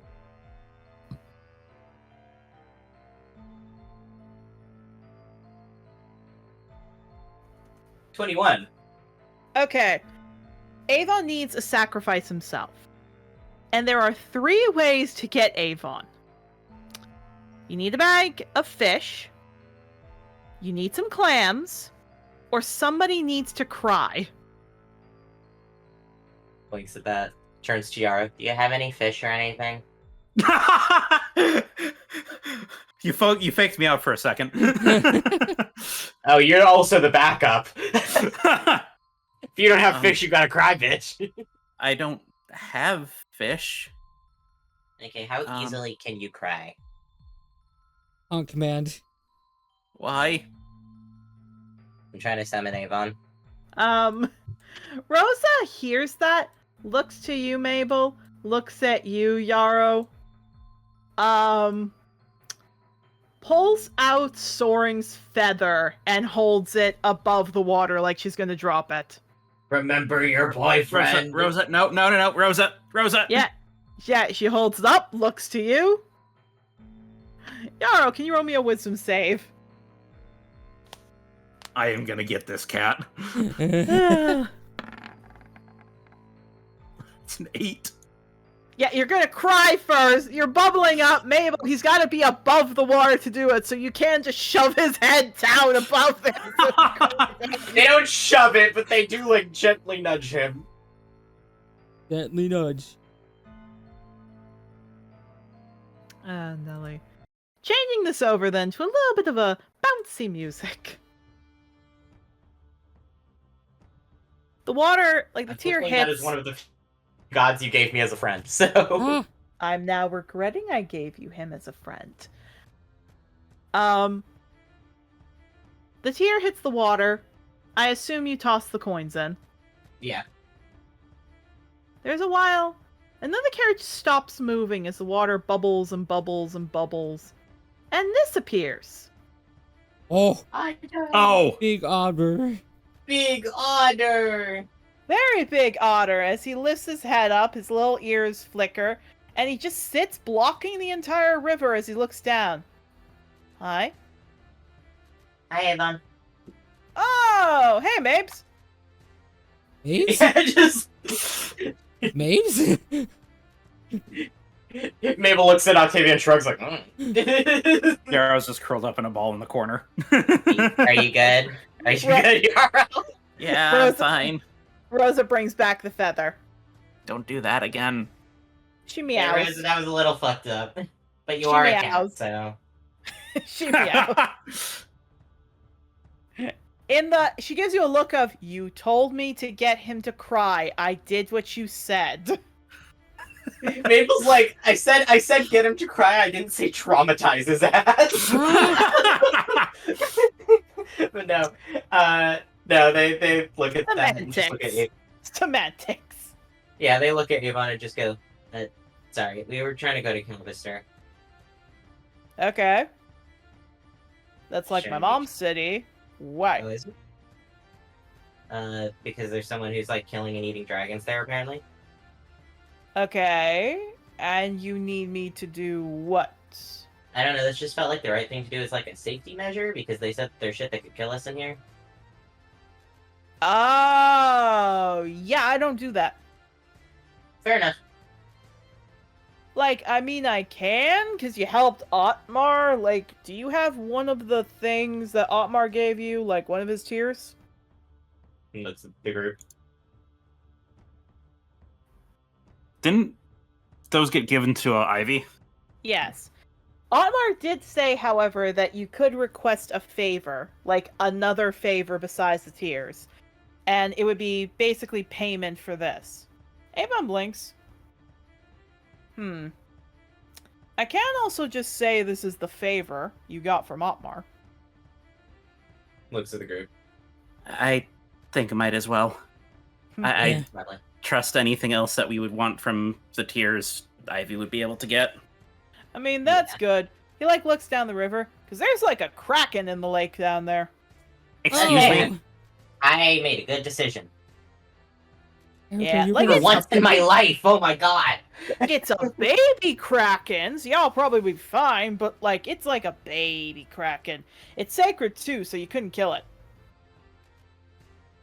Oh, okay. Mabel is like, oh my god, I did it. I made a good, cautious decision for once. Yeah, he chuckles. Well then, he snaps his fingers, his little otter paw fingers, and he chuckles. I can grant you safe passage, but I can't make the journey for you. I'm not travel, I'm cleaning waters. And I don't Okay. want to basically plow through the water and absolutely wreck the bottom of the riverbed. Yeah, that's fair. That's very fair. So, Safety's enough. Thank you. So, I have a super important thing you can hold that will block everything. Who wants it? Thanks. They shrug and lift up their hand like bucket on the cleric. He smiles, and he puts in your hand, from like a little blip, a newborn baby otter. Oh, My god, it's baby. Throw it back in the river. That's one of my followers that just recently died. They nod, they put the baby in the river. No, like he goes, like, when you're When done. we're done. Oh, when we're When you're done, done. okay. When you're done, throw Throw it back in the... Baby! that's for the baby. Throw baby. Say no more. For now, he hands you a bag of scallops. Every time it cries, give it one of this. They nod. They hold baby. Baby. He actually, you realize it's a bag of holding? There are multiple bags when you look in, Mabel. Like multiple bags of clams. It needs like one every 10 seconds. Okay. He smiles. Have fun. Oh. And he blips out of existence. Mabel! For our little funsies, as you hold the baby, it suddenly just lets out that and just keeps its mouth open and like screeching loudly for Clam. I will give it food. You do. You give it food, it eats. You get 10 seconds apiece and just keeps going. We're gonna have to take shifts. Yes, you are. Feed the baby. It's like a little train. As you are there and you don't really need to worry about, like, keeping monsters back. It's like a little train. One of you cracks it open, one of you takes it out, one of you feeds the baby. Sure enough, the countless different kinds of shelled clams. You keep throwing it over the edge. And it's like a little trail. Hours later, you get through the lake, which sure enough, you don't see the baby kraken, but you can feel something hit underneath your, like, boat. Your carriage boat. And you keep going and going and going and going and going. And then you manage to get through past the winding riverbed when the river starts to pick up a little bit more. And sure enough, as you go from about 11 in the afternoon, like 11 in the morning to 5 in the afternoon, you manage to get there to Cavaster. Yay! Hooray. Which I will move over. You all there? I did it! Yeah, Mabel, it's until this moment you realize possibly Avon dumped babysitting duties on you so he could have a break. Whatever. He's my friend, it's whatever. Indeed. But what I was going to say is, just as I move you over, as soon as you see you're there, the baby looks up to you, and then this deep voice, "Thank you for the food, that really meant a lot." Yeah, of course. Just like fucking Metal Slug, thank you. Wait, so you could have talked this entire time, Yep. and you decided not to. Yep. I died saving my celestial through acts of anything. I can pretend to be a kid if I want.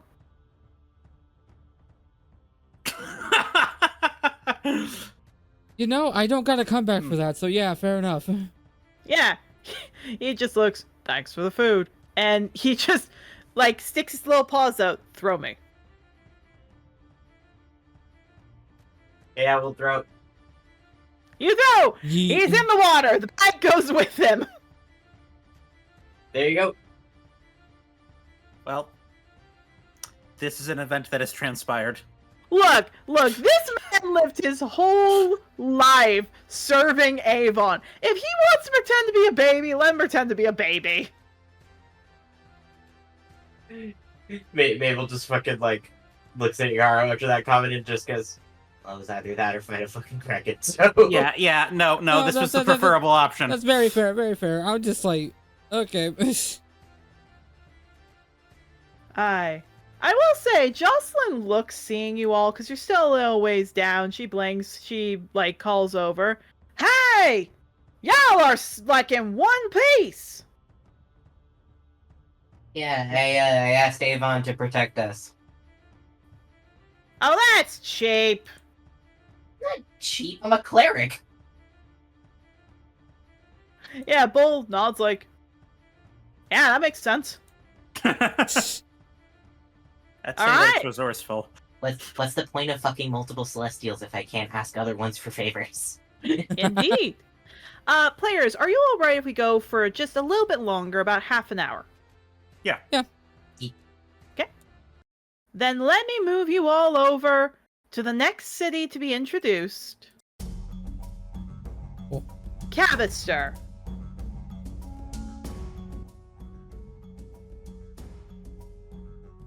to give you an idea about where you are, I'm gonna just mark this on the map. You all are here.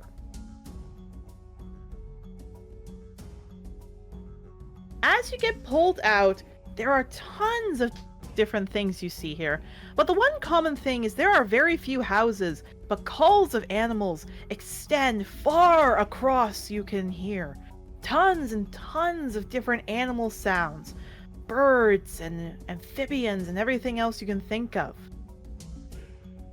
Yeah, Jocelyn helps you all out. Bull pulls the carriage up. Samuel is there too. She smiles. Welcome to Cavaster, Mount and familiar headquarters of the entire land.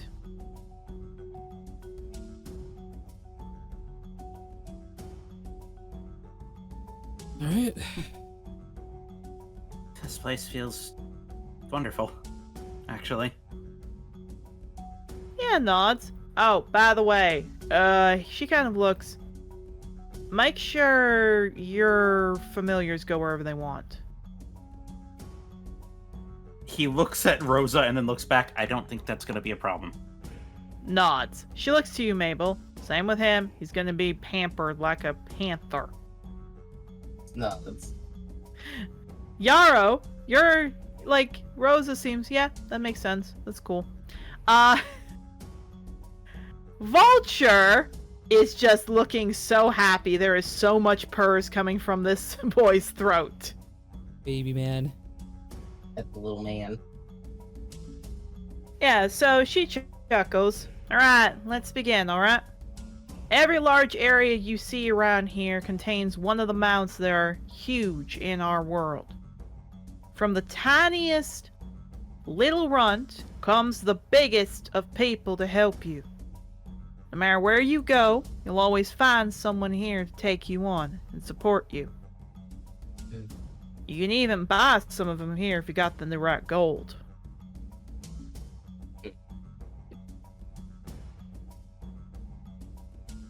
Yeah, Samuel nods. It's why we are so confused. The other thing is, you're not really gonna need to talk to a mayor. Yeah, Samuel looks back. We don't believe in mayors. We think that we all can collectively work together. So the guard and Solomon, they all kind of run the place a bit. Alright. I mean this respectfully, but I mean, for the reason we're here, that doesn't seem like it's been working. Well, I mean, now it's not, but it's worked for a long time. And they keep walking. Jocelyn shrugs like, I don't get it, but fair.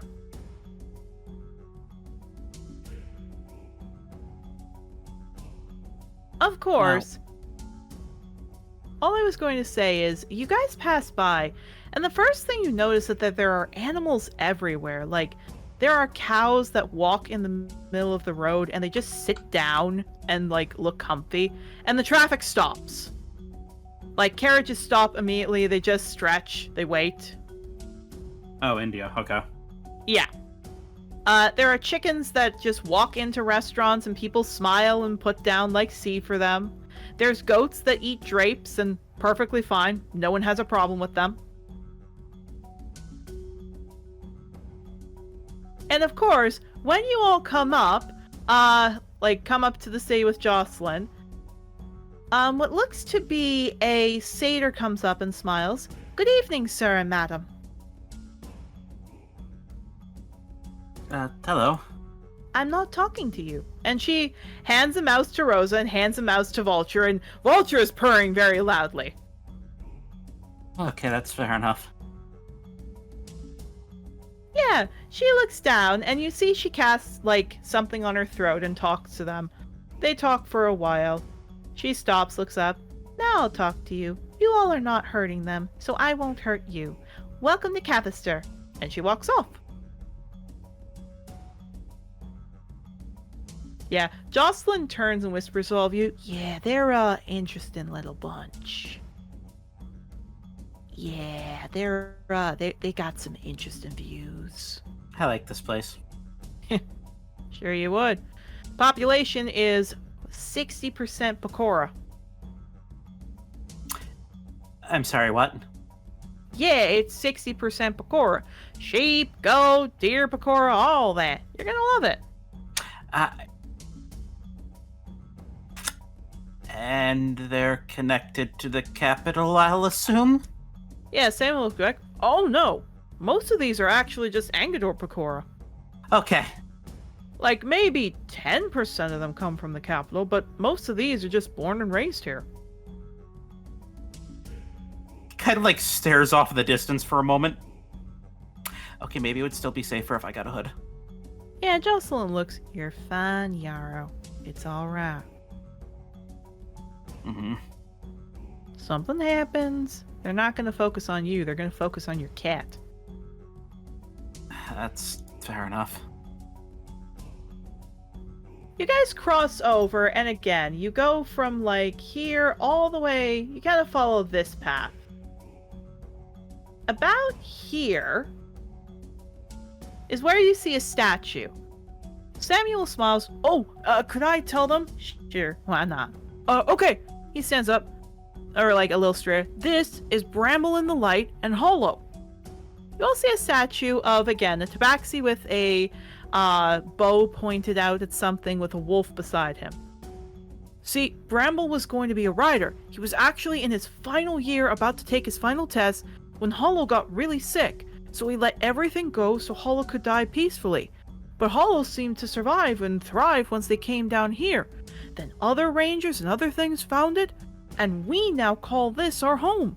All because Bramble and Hollow.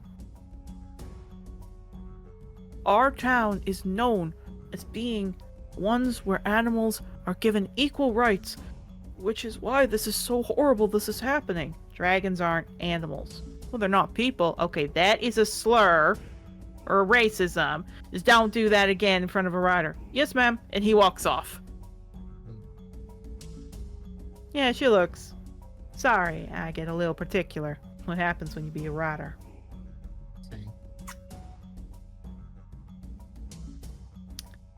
Yeah, and she leads you here. Sure enough, in City Hall, there isn't really a mayor. Unlike the other ones, you don't see a mayor. What you see, is you see that there is what appears to be two riders, one who looks to be a Naga who specifically has snake attributes like a long tail, arms, like a human part, like human upper part, snake bottom part. And it looks like he's got a dragon there too, an adamantine. And then there's Solomon. And he looks like, how do I say this? Hitchcock from Brooklyn Nine-Nine. Oh boy. An older white guy who just looks like he doesn't have the most brains up there. God. Yeah, Jocelyn rubs her face. I am very surprised he's still here. Okay. You see that in there are deer who have like settled eating hay, and there are guards who are just walking around very quick trying to get things settled. Samuel runs over. Black Cap, Solomon! Solomon perks up. Oh, he walks over. Big jolly guy. Hello! Great to see you all. What can I... Cut the crap, what happened? I'm sorry? Cut the crap, why is there a dragon dead? I don't... Yeah, there is a dragon dead on your watch in the town of an embassy of the same dragon. You tell me, what in the nine hells is going on here? Solomon starts to tear up as Jocelyn's eye is twitching. Oh boy, This is not a strong man. This is not a strong man, if we will. This is a weak little baby man here. Oh, wonderful. Yeah, this is the guy who's technically leading this town. Ain't that great? Okay, we should just make Rosa mayor. Yes, make Rosa mayor. She can't do a worse job. Vulture will be the first lady. God.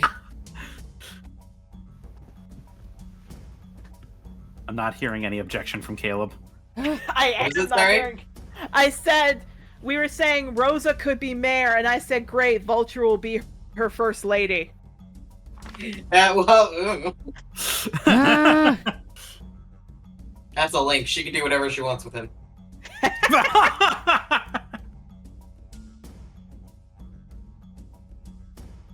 At which point, Solomon is blubbering. Blackcap actually rubs his face.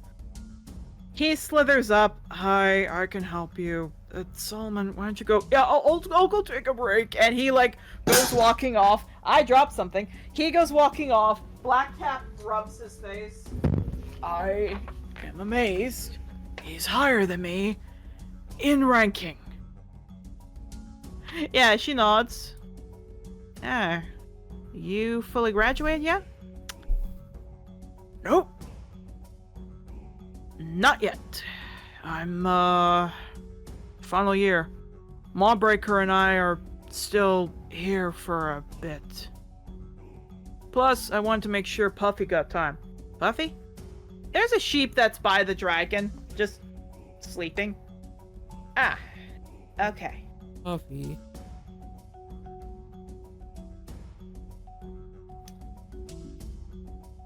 So,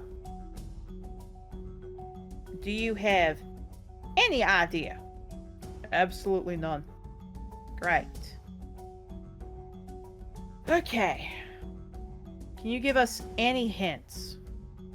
First off, Cavaster assigned most by the guards here, saying, to put it simply, you can kill them on sight. Okay. Why? Cavaster has a rule where we are not to kill animals. Dragons aren't animals, but they are not humanoids, and therefore we hold them in higher above than animals. This is a child that was killed. Any idea? But if I'm being honest, and he kind of like looks around at the other guards, he kind of says, I think it's no big deal. You see him moving his hands, like hitting it down, 2 fingers, hand up, kind of motions. Justin links. Right, you called us just in case? Same thing. He nods. Exactly. I think this is just nothing. Does it again. Same kind of different, like same kind of hand motions with different setups. I see. So we should just look around.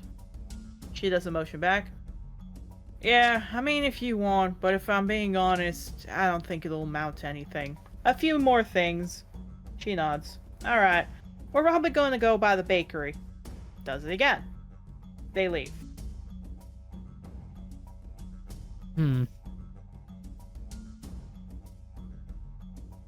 Mabel's like, God damn it, I can't pick up on social cues. Now you're trying to get me to pick up on this? What's going on? You can only do one thing at a time.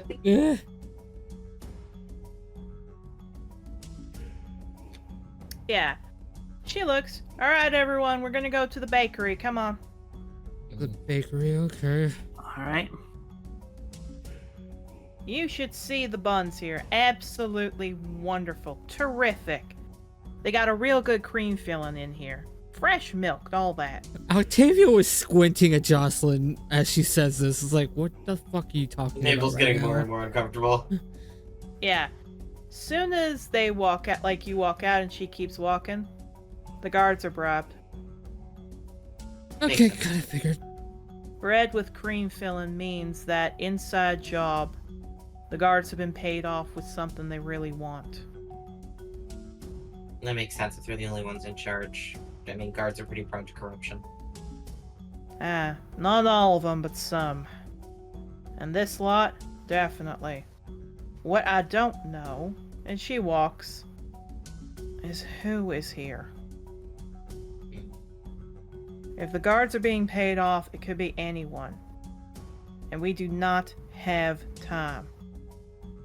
We have to find them quick, because I have a feeling if they see an actual riders here, they're gonna move fast. Yeah, I was about to say. By the way, she looks to all of you. You all are eventually going to learn thieves speak. Or thieves can't.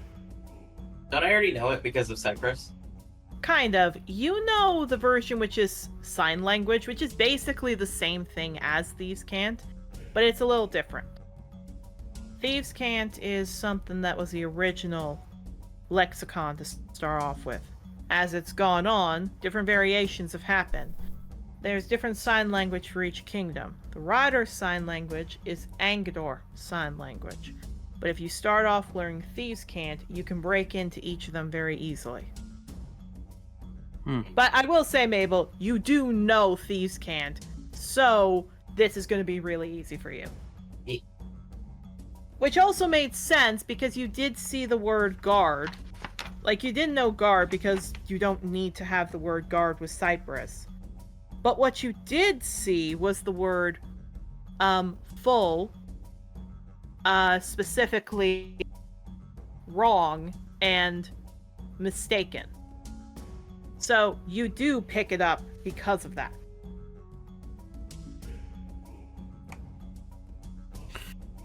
Maybe we should just go to where it got dug up. She nods. I don't know how long you all have, but you all need to find these dragons. I can't think about why they do this, but if the guards have been paid off, no one is your friend. Good luck. I'm gonna keep a little sharp eye and just go walking around. You all head off. And remember, do not separate into two small groups. Keep yourselves moving, but do not separate. Am I clear? Gotcha. One other thing. Brio is not fit enough to hunt or fight, but you can use him to sniff out things. If anyone's gonna know where a dragon is, you're gonna find it with Brio. Okay? Yeah, looks down at his bag. Brio pops his head out. But you're gonna get moving or I'm gonna get mad. You like snort. You have rested a lot. I know you're still hurting. But I need you. Otherwise dragons are gonna get hurt. You want more baby dragons hurt? He dips his head and shakes his head. Then go sniffing. She nods to each of you. Good luck. Come on, buddy, let's go. Alright. And that is where we are going to call it for today. Yippee! Hooray! Nelly, welcome to Cavaster. Another dragon may appear, maybe not, who knows? Whose dragon will it be? Whose dragon will it be? But next week, we might or might not have a session because next week is my birthday. Again, this is going to be like post-recorded many weeks in advance. But we'll see how it goes. Might be a shorter, might be a longer one. We'll see. For now, bye-bye, everybody! What? Bye. Any bits? Any And- bits? No bits? And Okay. don't No, worry. just no bits, just subs. Don't worry.